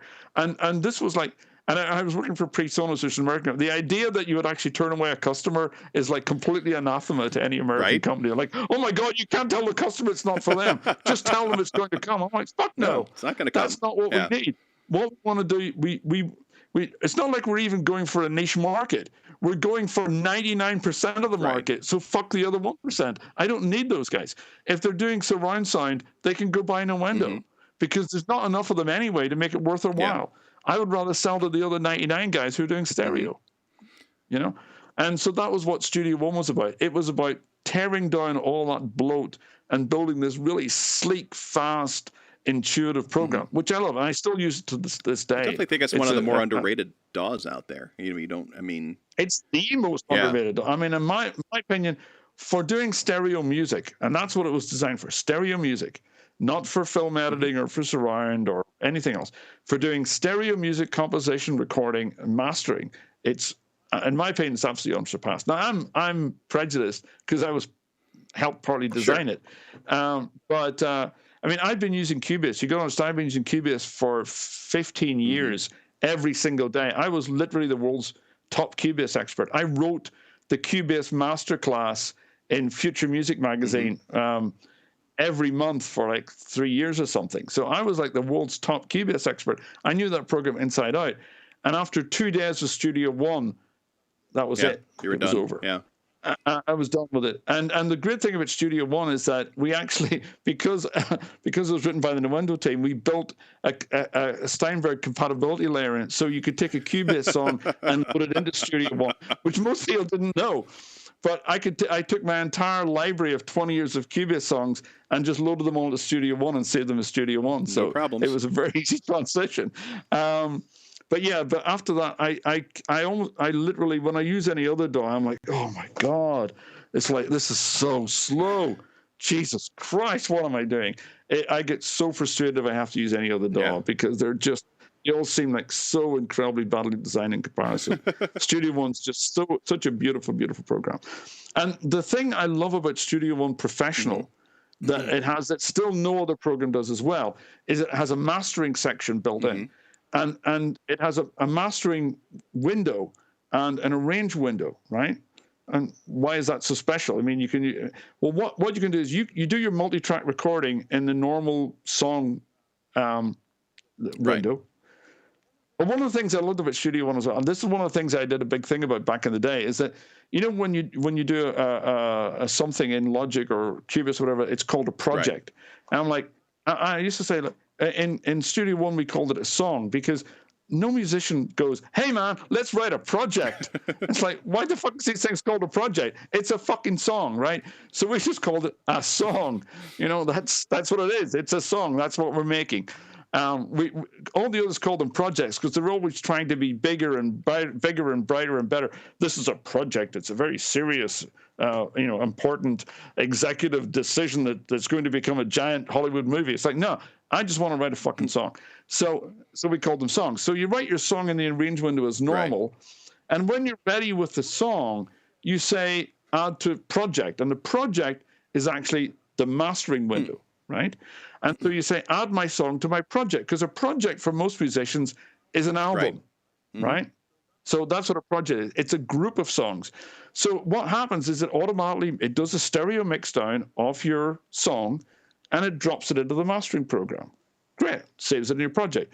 And then you can open up another song at the same time if you want, and you can mix that down and shoot that into the mastering program. So your mastering section, your project, has all your songs, the 2-track versions of all your songs automatically in it.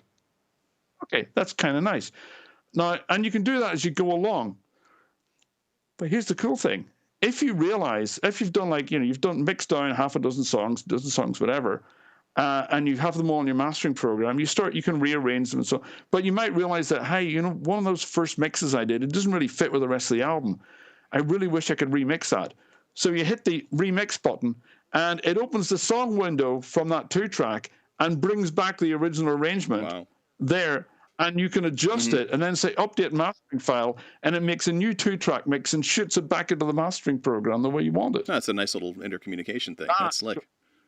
It's not just a nice little communication thing. What I found is that it changes your entire workflow, because up until that moment, the workflow was linear. It was one way. You write the song, you record the song, and then you master the song. And that goes A, B, C, boom, you're done. There's no way going backwards on the timeline, right? But that changed everything. So what I found I was doing is that as soon as I had a rough demo of something, I'd stick it in the mastering project. And I'd start building my songs. I'd keep all the songs I'm working on in that mastering project. And then if I wanted to add some more stuff to it, I'd just unmix it back to the original song and add stuff to it. So what I found was that I'd actually start thinking of a whole album again. So it was almost like back in the 70s when people made an album. So instead of making a bunch of disjointed tracks and then putting them all together at the end, I was actually thinking about a collection of songs again. And it changed completely my way of working and looking at stuff. And it was a big thing. And so that's actually one of the things I'm talking about. These little technological changes, tiny technological tweaks, can have enormous psychological effects on your approach to making music. Absolutely. So that's really cool. So that's my theory, and I'm sticking to it. I guess I'll believe you on that one. Okay. So, Presonus was going on for a couple of years then too. I was at Presonus for many years. Yeah. Okay, so we had I was working at Presonus Germany, which was the software team, but I spent a lot of time in Louisiana with the Presonus guys, which was great because I could go to New Orleans every so often, which is one of my favorite places. So nice. Spent a lot of time out there. That was good. Nice. It's good. It's a great company, and I still love Presonus. They have some. I still use Studio One. I've got a Studio Live mixer here at the moment, and I love this stuff. It's good. Yeah, the audio interface I'm using right now is a 68C. That's sitting right there. That's do all the my new audio strings on it. Yeah, love it. Yeah, great. Yeah, it's a really good company and really good people. So nice. So then, where'd you go from there? Where did I go from there? God, I went back to Steinberg, did a few things then, did a few. I've worked for a bunch of other companies. Ended up at iConnectivity, and I did the Play Audio 12 for iConnectivity. That's this thing over here, actually. You can just probably see it in the background there. That was really interesting because iConnectivity were making audio interfaces, great MIDI interfaces, which what brought me to the company. Yep, I have a Mio 10. Because the MIDI interface kind of got lost, and people stopped doing MIDI. People stopped. Nobody stopped doing it, but companies stopped finding it interesting. Right. Everyone thought everyone was going to go USB. Right, and so iConnectivity were doing some really nice things with MIDI interfaces, and they built a couple of audio interfaces that are really good. So I joined the company and as head of product over there, and one of the first things I looked at was this idea of a Play Audio 12. And because they were like, well, we'd like to make new audio interfaces. And one of the things I always thought was that every audio interface out there is basically the same product, Sure. And sure, all the companies will try and tell you their audio interface is different. Most of them have exactly the same innards. 95% of the audio interfaces are built in the same frickin' factory out of the same frickin' parts, just have a different box and a different logo on the front. And they all do the same thing. They've got like 4 in, 4 out, or 2 in, 2 out, whatever, and that's what they do. And they all do. They're all pretty much exactly the same. And they sell them as ours is the best because of our preamps sound better, or blah blah blah. Or, and they don't. They just don't. Trust me. 95%, like I say, 95% of them are exactly the same as the next one. Now, iConnectivity ones were a little bit better. Actually, the iConnectivity ones, I think we were just talking about this earlier, iConnectivity interfaces, their budget interfaces are literally the only budget interfaces that do 48 volts correctly. Most budget audio interfaces do not produce 48 volts out of 2 mic inputs, which is outrageous, frankly. But they're always shaving. So the iConnectivity ones were pretty good, but the issue still remained: how do you build an interface that's somehow better than all the others? And so the usual way is to put more inputs or outputs on it, or just to make the price cheaper, And making the price cheaper is pointless because Behringer are going to bring it out 6 months later, cheaper still, because they'll just copy it and make it cheaper. Because let's face it, that's what they do. And so there's a race to the bottom, and Behringer are always going to win the race to the bottom. In many ways. So I was like thinking, why do we do interfaces that aren't all singing, all dancing? Why don't we do interfaces that are specialized, like for live gigs? Because I've been playing live with the computers for years, and I don't need mic inputs. Yeah, live. Exactly. I just need outputs, and I need lots of them, right? I need lots of outputs live, and I need MIDI live, and I need Ethernet live, and I need to be able to run long cables, and so that's how we came up with the idea of the Play Audio 12, because it's got MIDI over Ethernet, it's got MIDI over Ethernet, it's got no inputs, it's got 12 outputs, And the outputs are all designed to be balanced, and they're also phantom power safe. Mm-hmm. Because on most cheap interfaces, if you plug them into a PA and some guy accidentally turns on phantom power, it's bye-bye interface. Yeah. It's just boom, magic smoke comes out and you're done. And if that's 10 minutes before your show, you're kind of fucked. So we built this thing specifically for live concerts. And also, what's the other thing you need for live concerts? What's the biggest problem? The biggest problem is really simple. Your computer's going to crash. So iConnectivity had this technology where you could plug two computers into one interface. They already had this technology when I joined the company. And I'm like, this is the coolest thing ever. What do you use it for? And the engineers there were like, well, use it for plugging two computers in. And I'm like, yeah, but why? And they're like, well, maybe you want to plug two computers in. And I'm like, yeah, a typical engineering thing. You might want to do it, so you might as well do it. I'm like, no, but why do I, as a musician, want to plug two computers into my interface? They're like, well, maybe you want to like collaborate or something. Well, okay, maybe I do, but is that And one of my things was like, when do I really need two computers? Well, I really need two computers when I'm playing live in case one of them crashes. So that was, I thought, what if we could design something that if one computer crashes, it'll automatically switch onto my backup computer. That's what I need. I want a program that will switch to my backup and keep the show running. So I went to the firmware guy and said, can you create me, and what I want to do is I want to send a tone or a MIDI signal, either into the box on an invisible channel. And then if that tone stops, flip to the other one, right? So I just get my DAW to send, like, it's got 12 outputs. I put a 13th output in that doesn't go in, 13th input from the DAW that doesn't go anywhere, but I send a sine wave down that, or I send a MIDI timecode signal down it. And if anything interrupts that, switch me to the second computer and automatically repatch everything internally so that all the outputs from the computer, inputs from the computer, go to the 10 outputs. And he's like, yeah, I think I can do that. I said, what kind of latency can we get? He says, I think I can maybe get it down to a couple of seconds. I'm like, well, okay, a couple of seconds. I'm going to hear it. It's going to hear it. But hey, I can still live with it because a couple of seconds, if the rest of the band are playing, there'll be a glitch, but it'll be over. It's live. Who cares? So he went away, started programming. He came back and he got it down to 200 microseconds. 200 microseconds. And I'm like, you can't hear that. There's two milliseconds is like nobody can hear anything less than 2 milliseconds. It's literally impossible. So it was 200 microseconds. So you literally can't hear the switchover. And so we had to put little lights on the front because every time I demoed it, everyone thought it was a trick, because no one would believe that I actually switched from one computer to the other. So we had to put little flashing lights on it to actually show you've switched from this computer to this computer. Yeah, so I do the demos. I'd set two computers up. I'd start the tracks running, and I'd pull the USB cable out of the computer one, and the song would keep running and go. And people would go like, "So what? Nothing happened." I'm like, "Exactly." With a smug expression on your face. Maz, thank you very much for the raid, by the way. Nothing happened.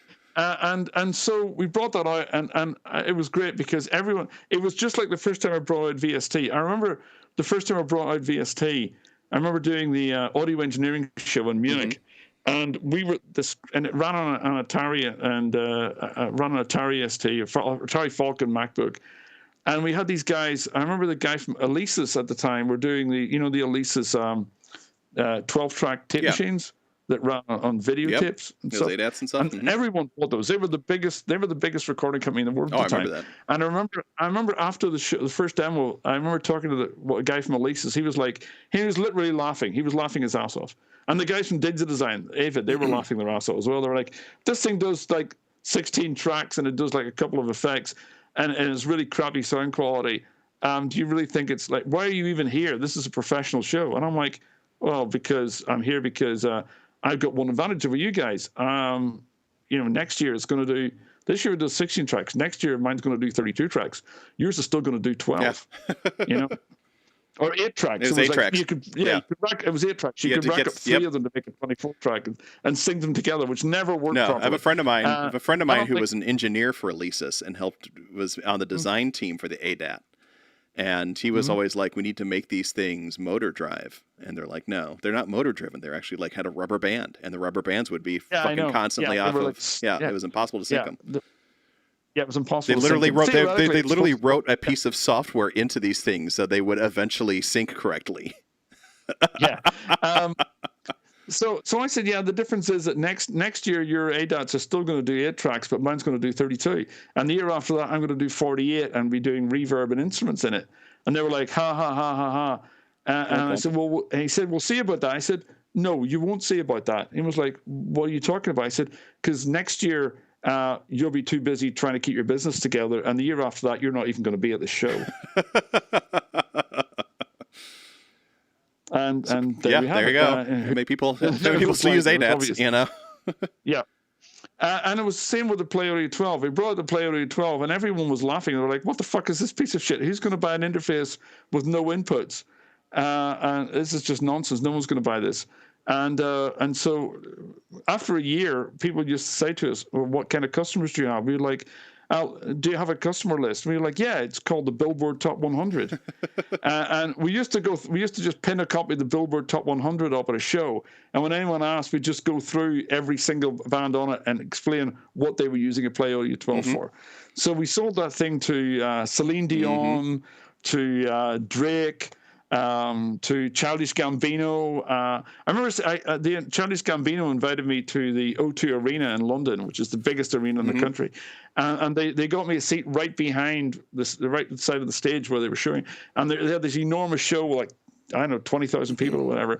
And there's this little tiny Play Audio 12 and then this little silver box that we invented. And the entire show's running. I'm like thinking, this is fucking terrifying, you know? They know exactly who to blame if it doesn't work right.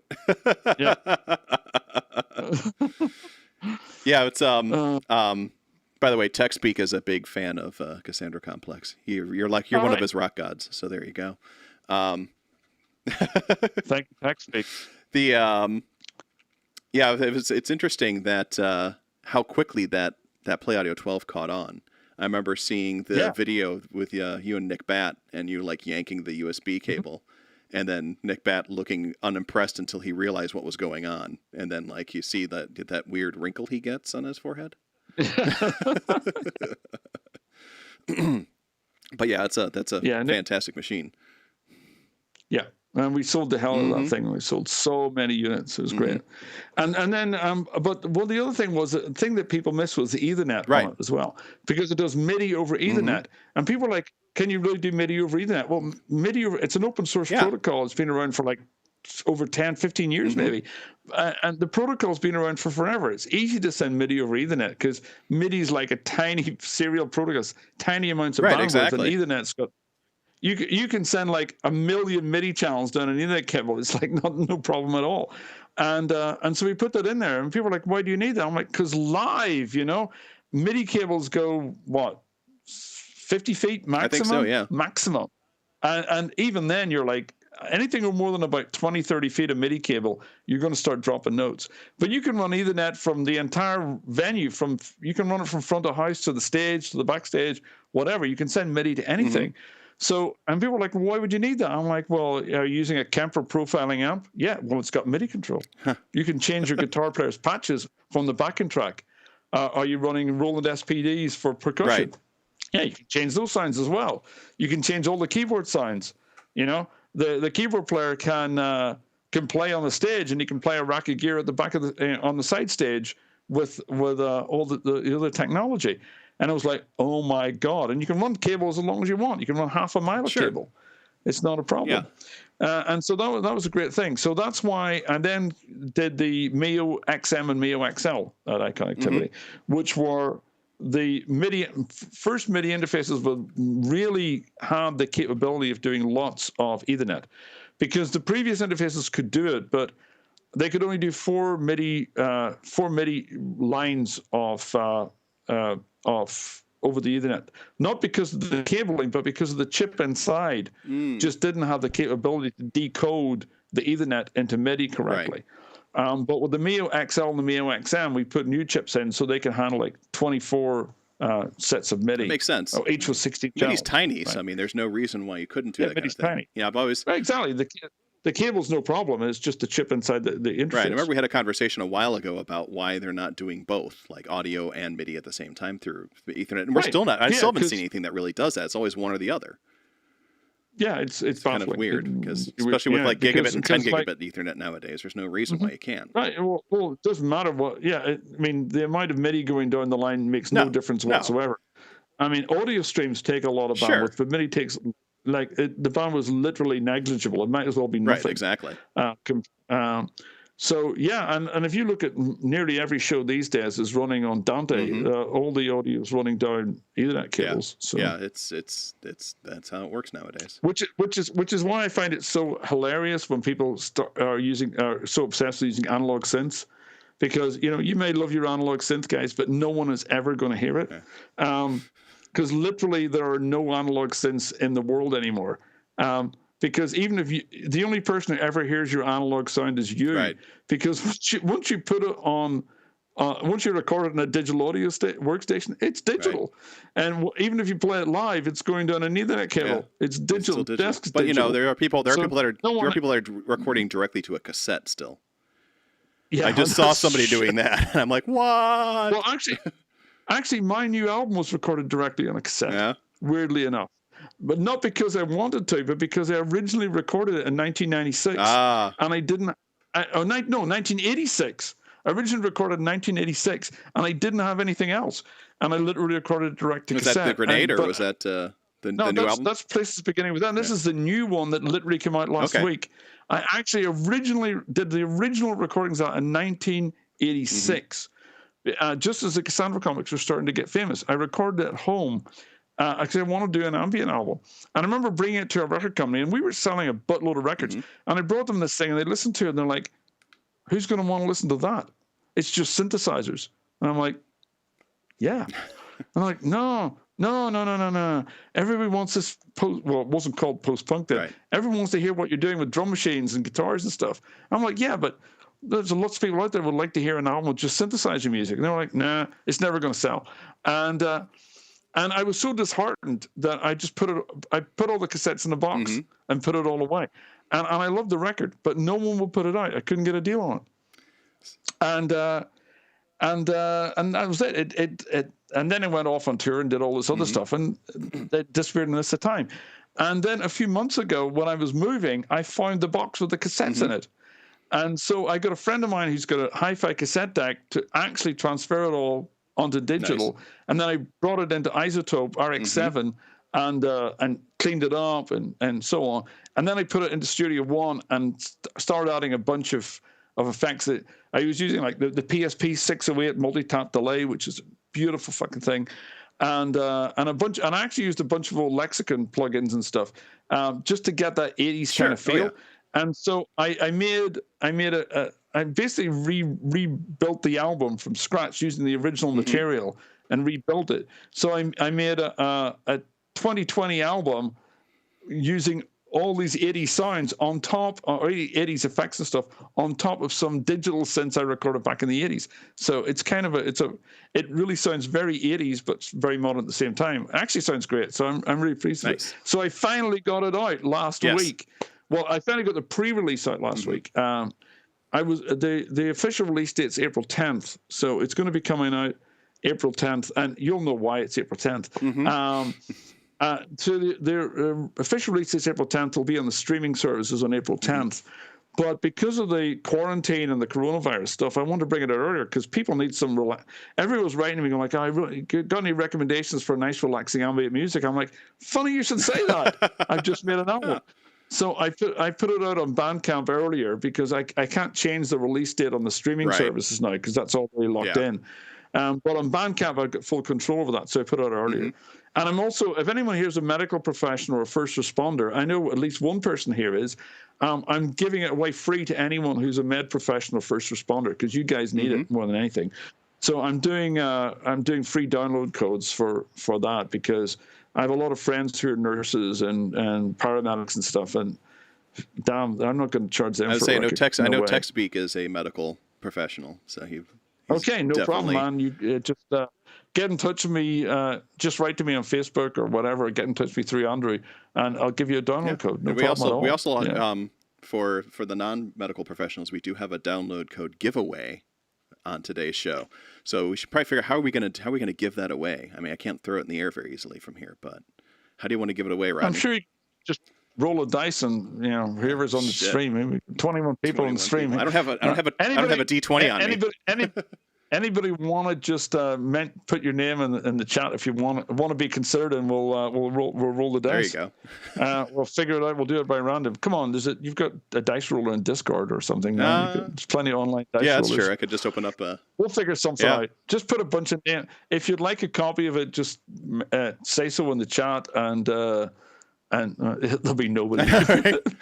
Crickets. There we go. Nightworks. Nightworks. Okay, you're in there, Nightworks. I don't have raffle turned on right now, Nightworks. I should have done that. That would have been a good idea. They can actually raffle things in it. But yeah, use that command that doesn't work right now. Exclamation point raffle, and then that way we know you're interested, and then we'll randomly pick you from there. That'll do. This is a lesson learned for next time. Yeah, you know that scene in Spinal Tap where they go to do like an in-store record signing and no one turns up. Yeah. Artie Fufkin, kick my ass, Artie Fufkin. I actually did that as well. That actually happened to me. I did a record store signing once and no one turned up. It was great. So at least that's not like now. There actually are some people who do want free stuff, so that's okay. Look at that. We're getting people coming. Artie Fufkin. We saturated. We oversaturated. I know, right? I got the timing. I like that people are just like coming up with ones now too. I like that even better. Like notice me. Free stuff. Exclamation mark free stuff. I know, that's a good one. Actually, next time, I know you can do that in Stream Elements, and I can plug that into this. But so the album's been out on Bandcamp for a week now, and actually really, and after this long of not putting it out, I mean, I love the record, and I'm really, really happy with what I did with it, and I listened to it a lot myself, going, this is really great, but I really wasn't sure what people were going to make of it, especially since the first time I tried to bring it out, everyone told me this is bullshit. Right. But it's been really nice. Everyone who's bought it on Bandcamp so far has been writing back going, oh my God, I love this. It's great. It's so beautiful, blah, blah, blah. So people are really, really liking it. And that makes me happy. After spending 35 years trying to get it out. And my favorite thing was Kevin Godley from 10cc and Godley and Cream, who's one of my absolute heroes. I mean, his voice is just incredible, you know. If you've heard Cry or any of those Godley and Cream, Enigma in New York or One Night in Paris or any of those 10cc records, he's a great musician. And he wanted a copy. He got a copy, and he wrote to me, and he said he was sitting in the garden listening to it with the birds singing, and it was one of the most beautiful things he ever heard, and he was just raving about how great it was. So that made me feel good. When you get that respect from your peers like that, it really feels good. I agree completely. So that meant a lot to me. So I hope all the people like it too. I'm sure they will. I was listening to it. It sounds really good. All right, so we have 5 people. I just pulled up. Luckily, Google has a dice roller built into it. There you go. It's a 6-sided die, but if it's 6, then I win. No, just kidding. What I'll do is I will PM the person the download code in Twitch. Okay. That way they can do it. And our random number is in fact 3. So who wins? So congratulations, Information Tray. All right. Rigged.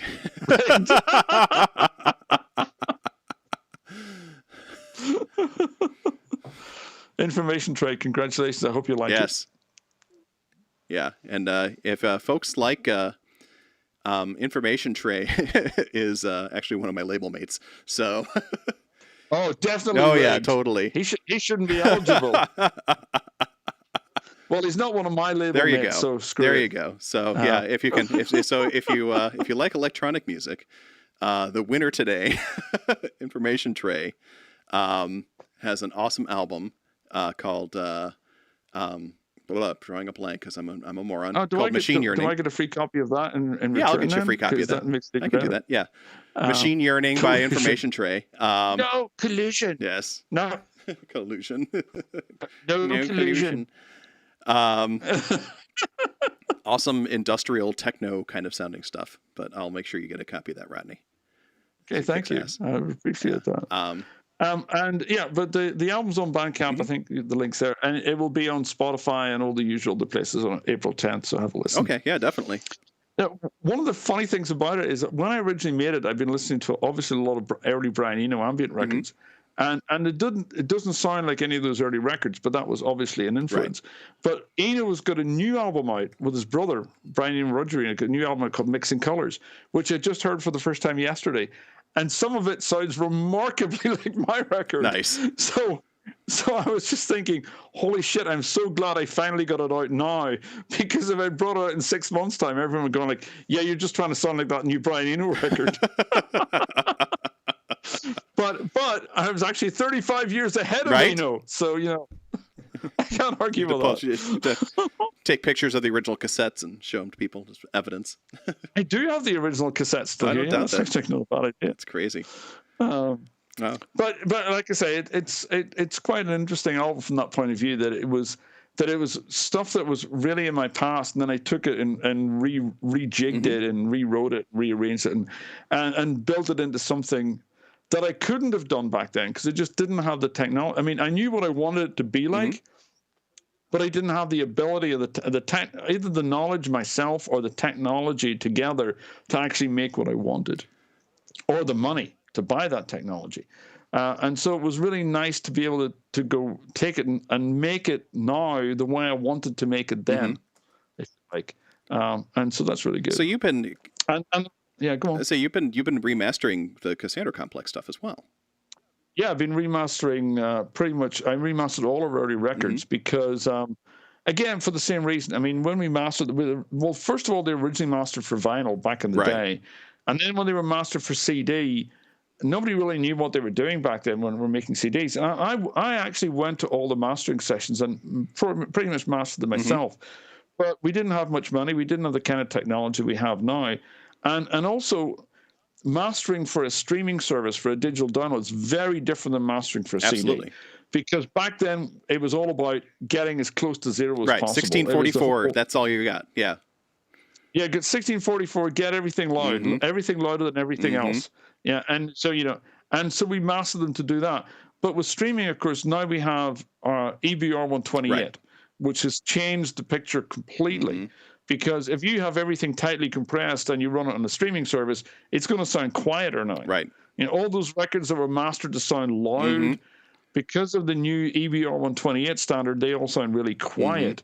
Because they don't measure the loudness peaks anymore. They measure the overall dynamics of the record.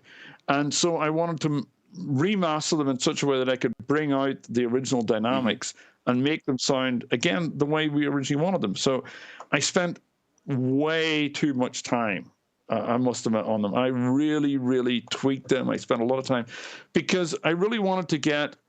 This is my one and only chance to redo it. I think I'll never want to go back and spend this much time and energy again. So I wanted to make the ultimate version of each record and really get them sounding as modern as possible. And they do sound. I mean, some of the stuff sounds incredibly new. You listen to it today, a lot of people come back and go, "Oh my God, this sounds like it could have been made yesterday," because the band's name, the Cassandra Complex, is a joke about the future. Because Cassandra was the priestess of Troy who was cursed by the god Apollo. And her curse was that she would always foretell the future, but no one would ever believe her.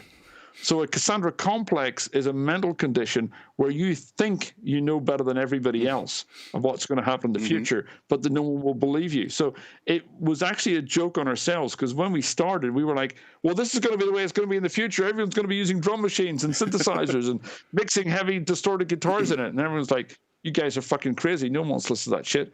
And so we called ourselves the Cassandra Complex because it was like a joke on ourselves. Well, yeah, we think that, but maybe we're just crazy, really. So it actually was really interesting going back to remaster them, because a lot of them sound so new and so modern, because the rest of the world's finally caught up with us, where we were 35 years ago. The composer Edgar Varese, one of my favorite composers, Edgar Varese, said, "It's impossible for an artist to be ahead of his time. It's just that most people are behind theirs." And that's really true. And that was very... Whoa, my stream's just stopped. There we go. So that's one of the reasons I wanted to remaster them. I wanted to get them like really out there and really show where we were with them. And it's been really good.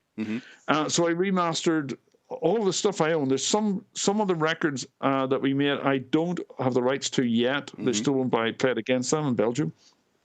But all of the records that I personally own now, again, I remastered all of those. So that was like all the first singles, which were on the Hello America compilation, named Hello America after it.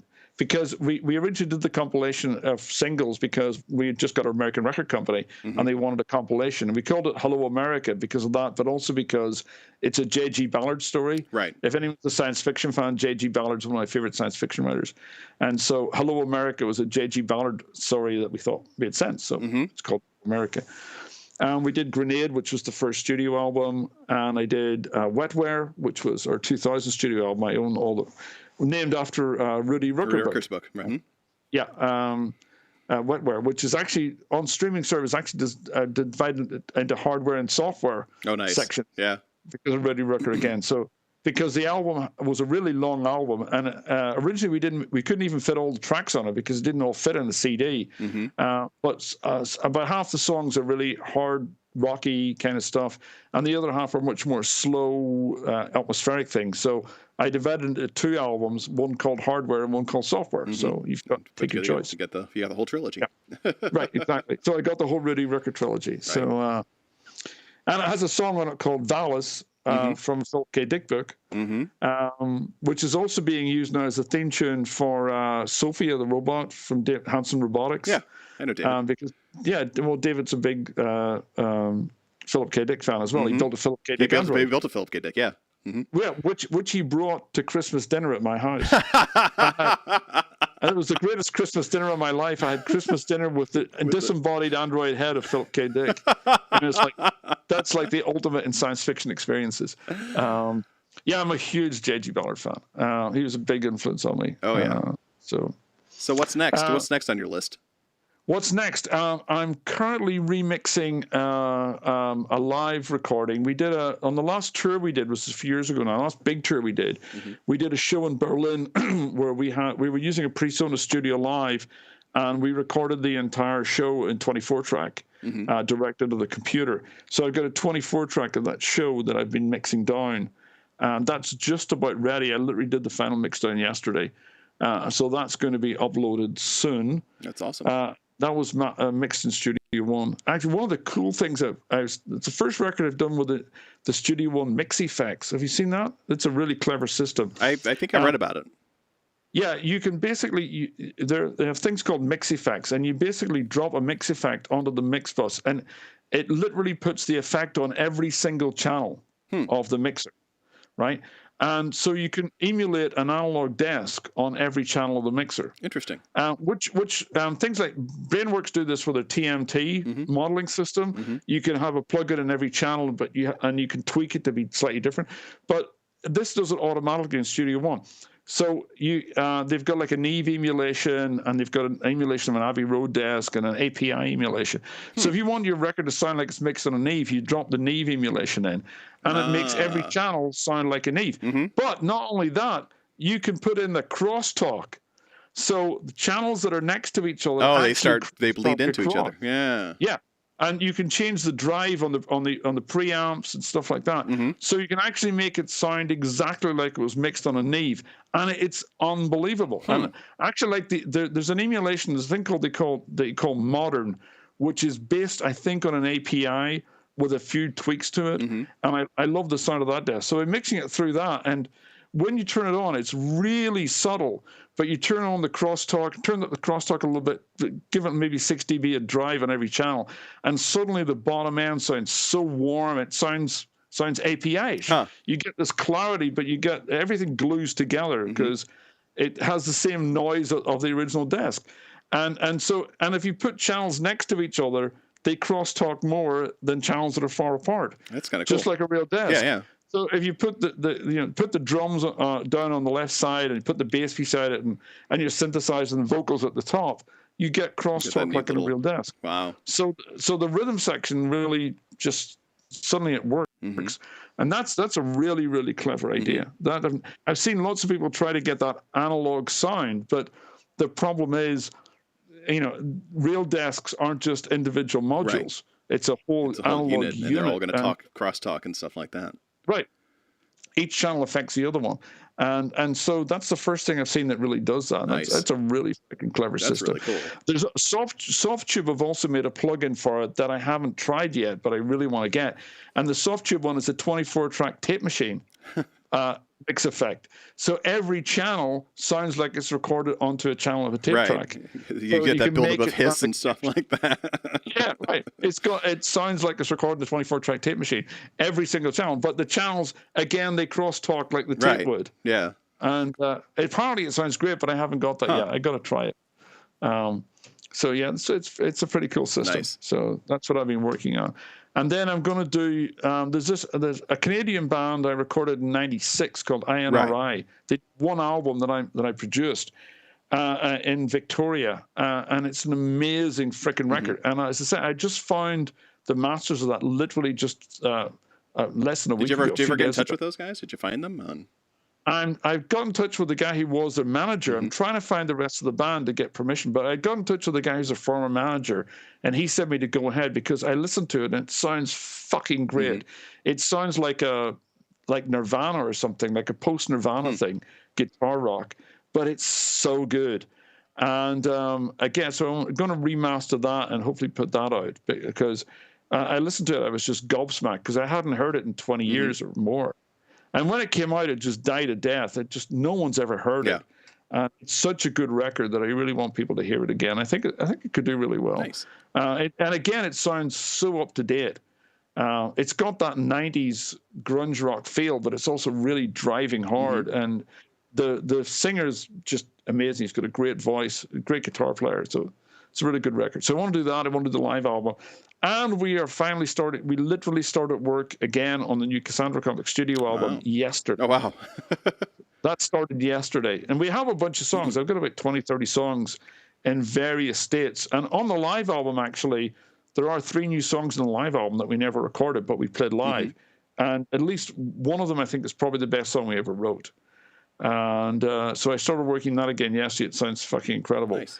And the other 2 sound really good, too. I mean, so we have a lot of really good songs together, so it's just a matter of getting them done.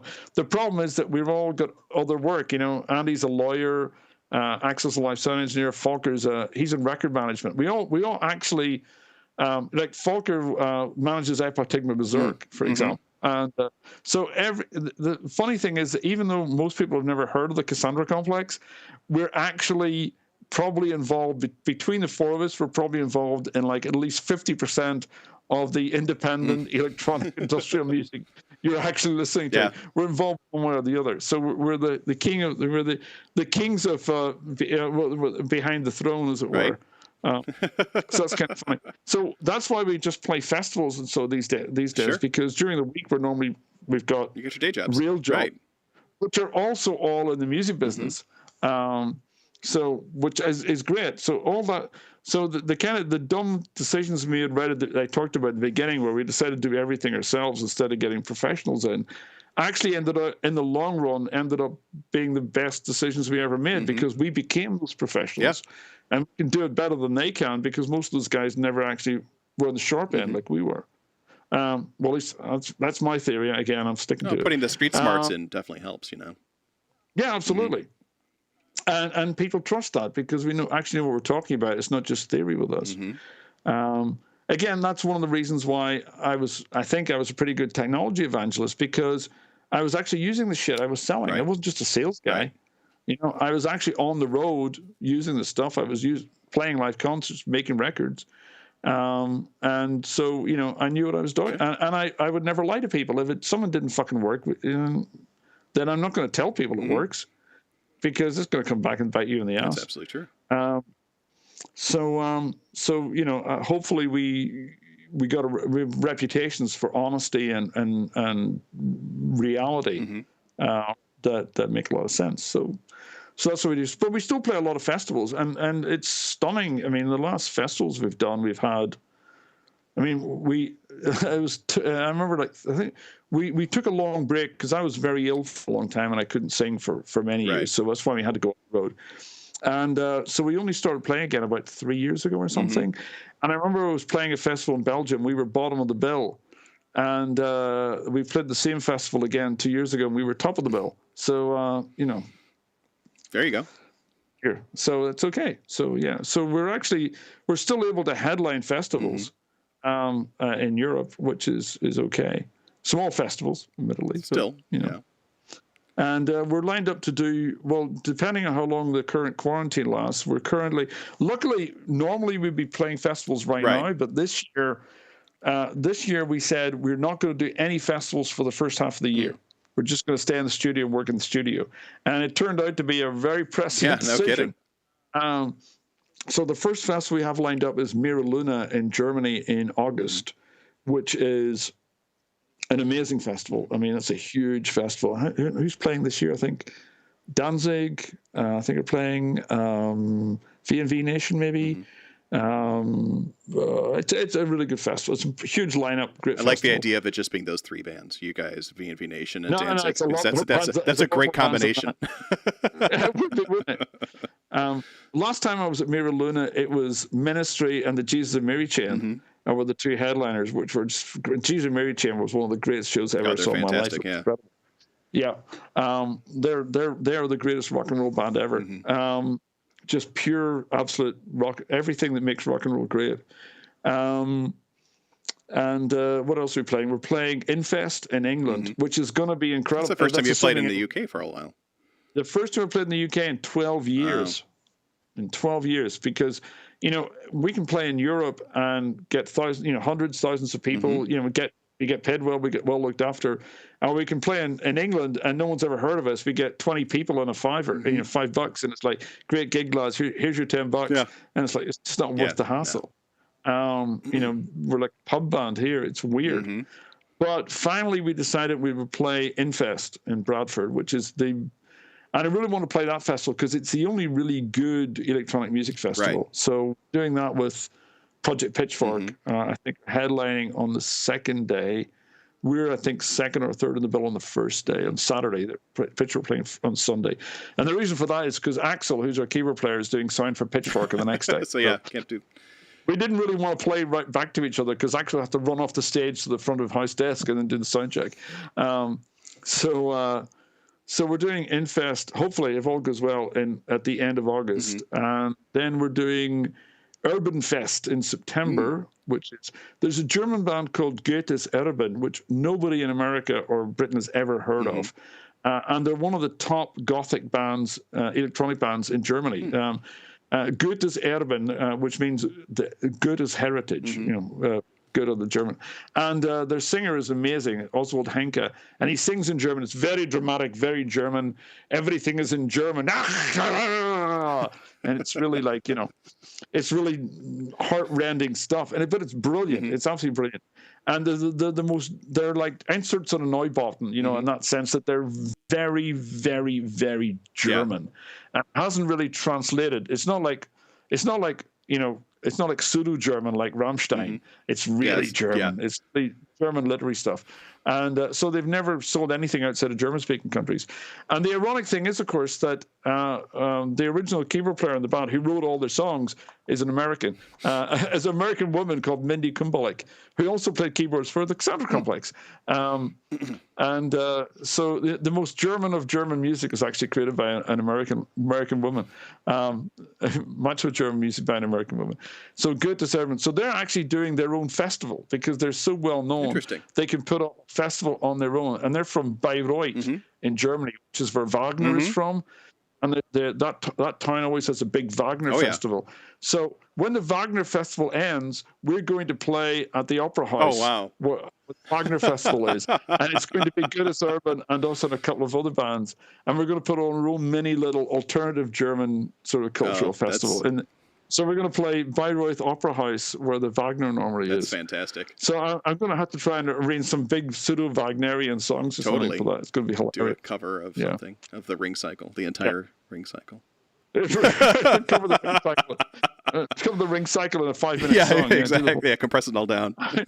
The last time I saw Suicide, for example, I don't know if anyone here likes Suicide, but one of my all-time favorite bands. I saw them in LA a few years ago before Alan Vega died. And they played an entire set of completely new songs, like nothing anyone's ever heard before, and they were utterly amazing. I mean, I was in tears. It was so great, and but there was people in the front all the time, all the way through, going shouting, "Frankie Teardrop," which is, you know, the big 17-minute long song from the end of the first album, and people were shouting "Frankie Teardrop," which they don't play anymore. And eventually Alan Vega said, "Okay, if you want Frankie Teardrop, we'll give you Frankie Teardrop." So they did the entire 17 minutes of Frankie Teardrop, but they did it in 17 seconds. The whole song, the entire song, right? In 17 seconds, like, it's like, "Oh, Frankie, Frankie's working the factory. Oh, no cheers, Frankie's home, Frankie's coming. Oh, Frankie's in the hell. Oh, Frankie's in the hell. Oh, thank you." Yeah, that was it. It was magnificent. Your cover is amazing, by the way. Thank you. Yeah, I mean, yeah, we used to play it live all the time. Like one time we played Berlin back in the day, and Suicide were actually on tour when we were on tour, which drove me crazy. And we turned up in Berlin. We were playing this venue in Berlin, and Suicide were playing the next night. But we had another show in Austria or somewhere, so we couldn't stay. So we were when we were playing the show, near the end of our show, I said to the audience, "You guys should come see Suicide tomorrow because they're brilliant and wonderful." And people were like, and I'm like, "No, really, come see Suicide. You should, you know." And some guys in the audience said, "Well, we would like to see them, but we spend all our money coming to see you guys." I'm like, "Are you guys fucking crazy? You should have saved your money and gone to see Suicide." And people were like, no, we can't go see him. It's too expensive, blah, blah, blah. So for the encore, we did the entire first Suicide album. Nice. Right? We're like, "Okay, you can't come see Suicide tomorrow. We'll give you the next best thing. We will play the entire Suicide album for you." So we just did the whole record. And so we played Frankie Teardrop a lot, but I never wanted to record it because I really didn't feel right about that, because I mean, we've done covers of "Someone Came Over Me" by Throbbing Gristle, and we love doing covers of what are kind of obscure but really important songs. But I never feel comfortable doing that unless the artist agrees with it, you know. And so I actually met Alan Vega after we've been playing it live, but I wouldn't record it. And so I was being interviewed in Frankfurt, and at a festival or something, and one of the journalists said, "Hey, Rodney, do you know that Alan Vega's next door?" And I'm like, "What are you talking about?" He said, "He's doing a press conference next door." And I'm like, "Well, why the fuck are we sitting here?" So I stormed into his press conference with all these journalists behind me, and there was hardly anyone there because I was more famous than he was by this stage. And I just stormed into the press conference and went up to the front of the room and said, "Excuse me, Alan, you don't know who I am. My name's Rodney Orpheus. I'm in the Cassandra Complex. We cover your records. And I'm doing a press conference next door, and I think all these journalists should be talking to you. So I brought them in to talk to you." And he's completely freaking out. I'm like, "I just want to let you know, I was brought up on your records. You were a huge influence on me. When I was 14 and I heard your records for the first time, it totally blew my mind. And you're the greatest singer ever." And I just turned this 14-year-old fanboy. I'm like doing the whole "I'm not worthy" thing. I'm like, blah, blah, blah, blah. And I started crying and everything. And then he starts crying as well. You know, he's like, "Oh my God, this is so great because no one ever told me this before. You know, we've been doing this for so long and no one ever, and I know we were such a big influence, but nobody understands it. Nobody ever gives us any credit for that." And I'm like, "Well, I want to just say in front of all these people that you're the greatest there's ever been. You're so wonderful." And we're all standing there, everyone's crying, all the journalists are crying, and it turns into this huge like love fest. And so after he said, "Yeah, you should, yeah, absolutely release Frankie Teardrop. It would be great. I'd love to hear it." So that's why we did it. Perfect. So that's awesome. Yeah. Well, I'd like to thank you for coming on today. It's about time for me to go find lunch. Yes, we've been chatting for like over 2 hours now, so we even started late. We still kept going. So yeah, I appreciate you coming on. Again, folks, check out Rodney's new album. The link is up on there on the thing of the CassandraComplex.bandcamp.com. 2 hours and 18 minutes. Check out the other albums as well. Yeah. And the Sun God album's on Spotify as well under my name at the moment already, which is very different. But the Cassandra Complex, we've got a lot of records on Spotify and so on too. So go have a listen to it. Oh yeah, give him a chance to give him a listen, dig him out. He's really cool. So again, thanks again. Rodney also does have Rodney418 is your Twitch handle as well, or he's also does a lot of video games and we're actually doing a tabletop RPG stuff over there as well. We're going to be doing that Achtung Cthulhu as well, and we're going to be doing some Traveler stuff in the coming weeks as well. So if you're an RPG fan, tabletop stuff, we're going to be doing that whole thing. So anyway, you have been watching the X Studios Live. Next week, I'll be back doing music with Incrementum. I'll be doing probably modular stuff. I haven't played with my modular in a while, so tune in and listen to that and chill out to the exciting sounds of that, because the world's falling apart. You might as well enjoy something. Thanks everybody for listening. Make sure you subscribe. You don't have to subscribe, that's fine, but make sure you follow me if you're not following me already. I would appreciate that. Follow Rodney, follow everybody, follow each other, right off the cliff into a new world. Anyway, take care. Again, Rodney, thanks again. We'll talk to you soon, everybody. Thank you. Bye, guys.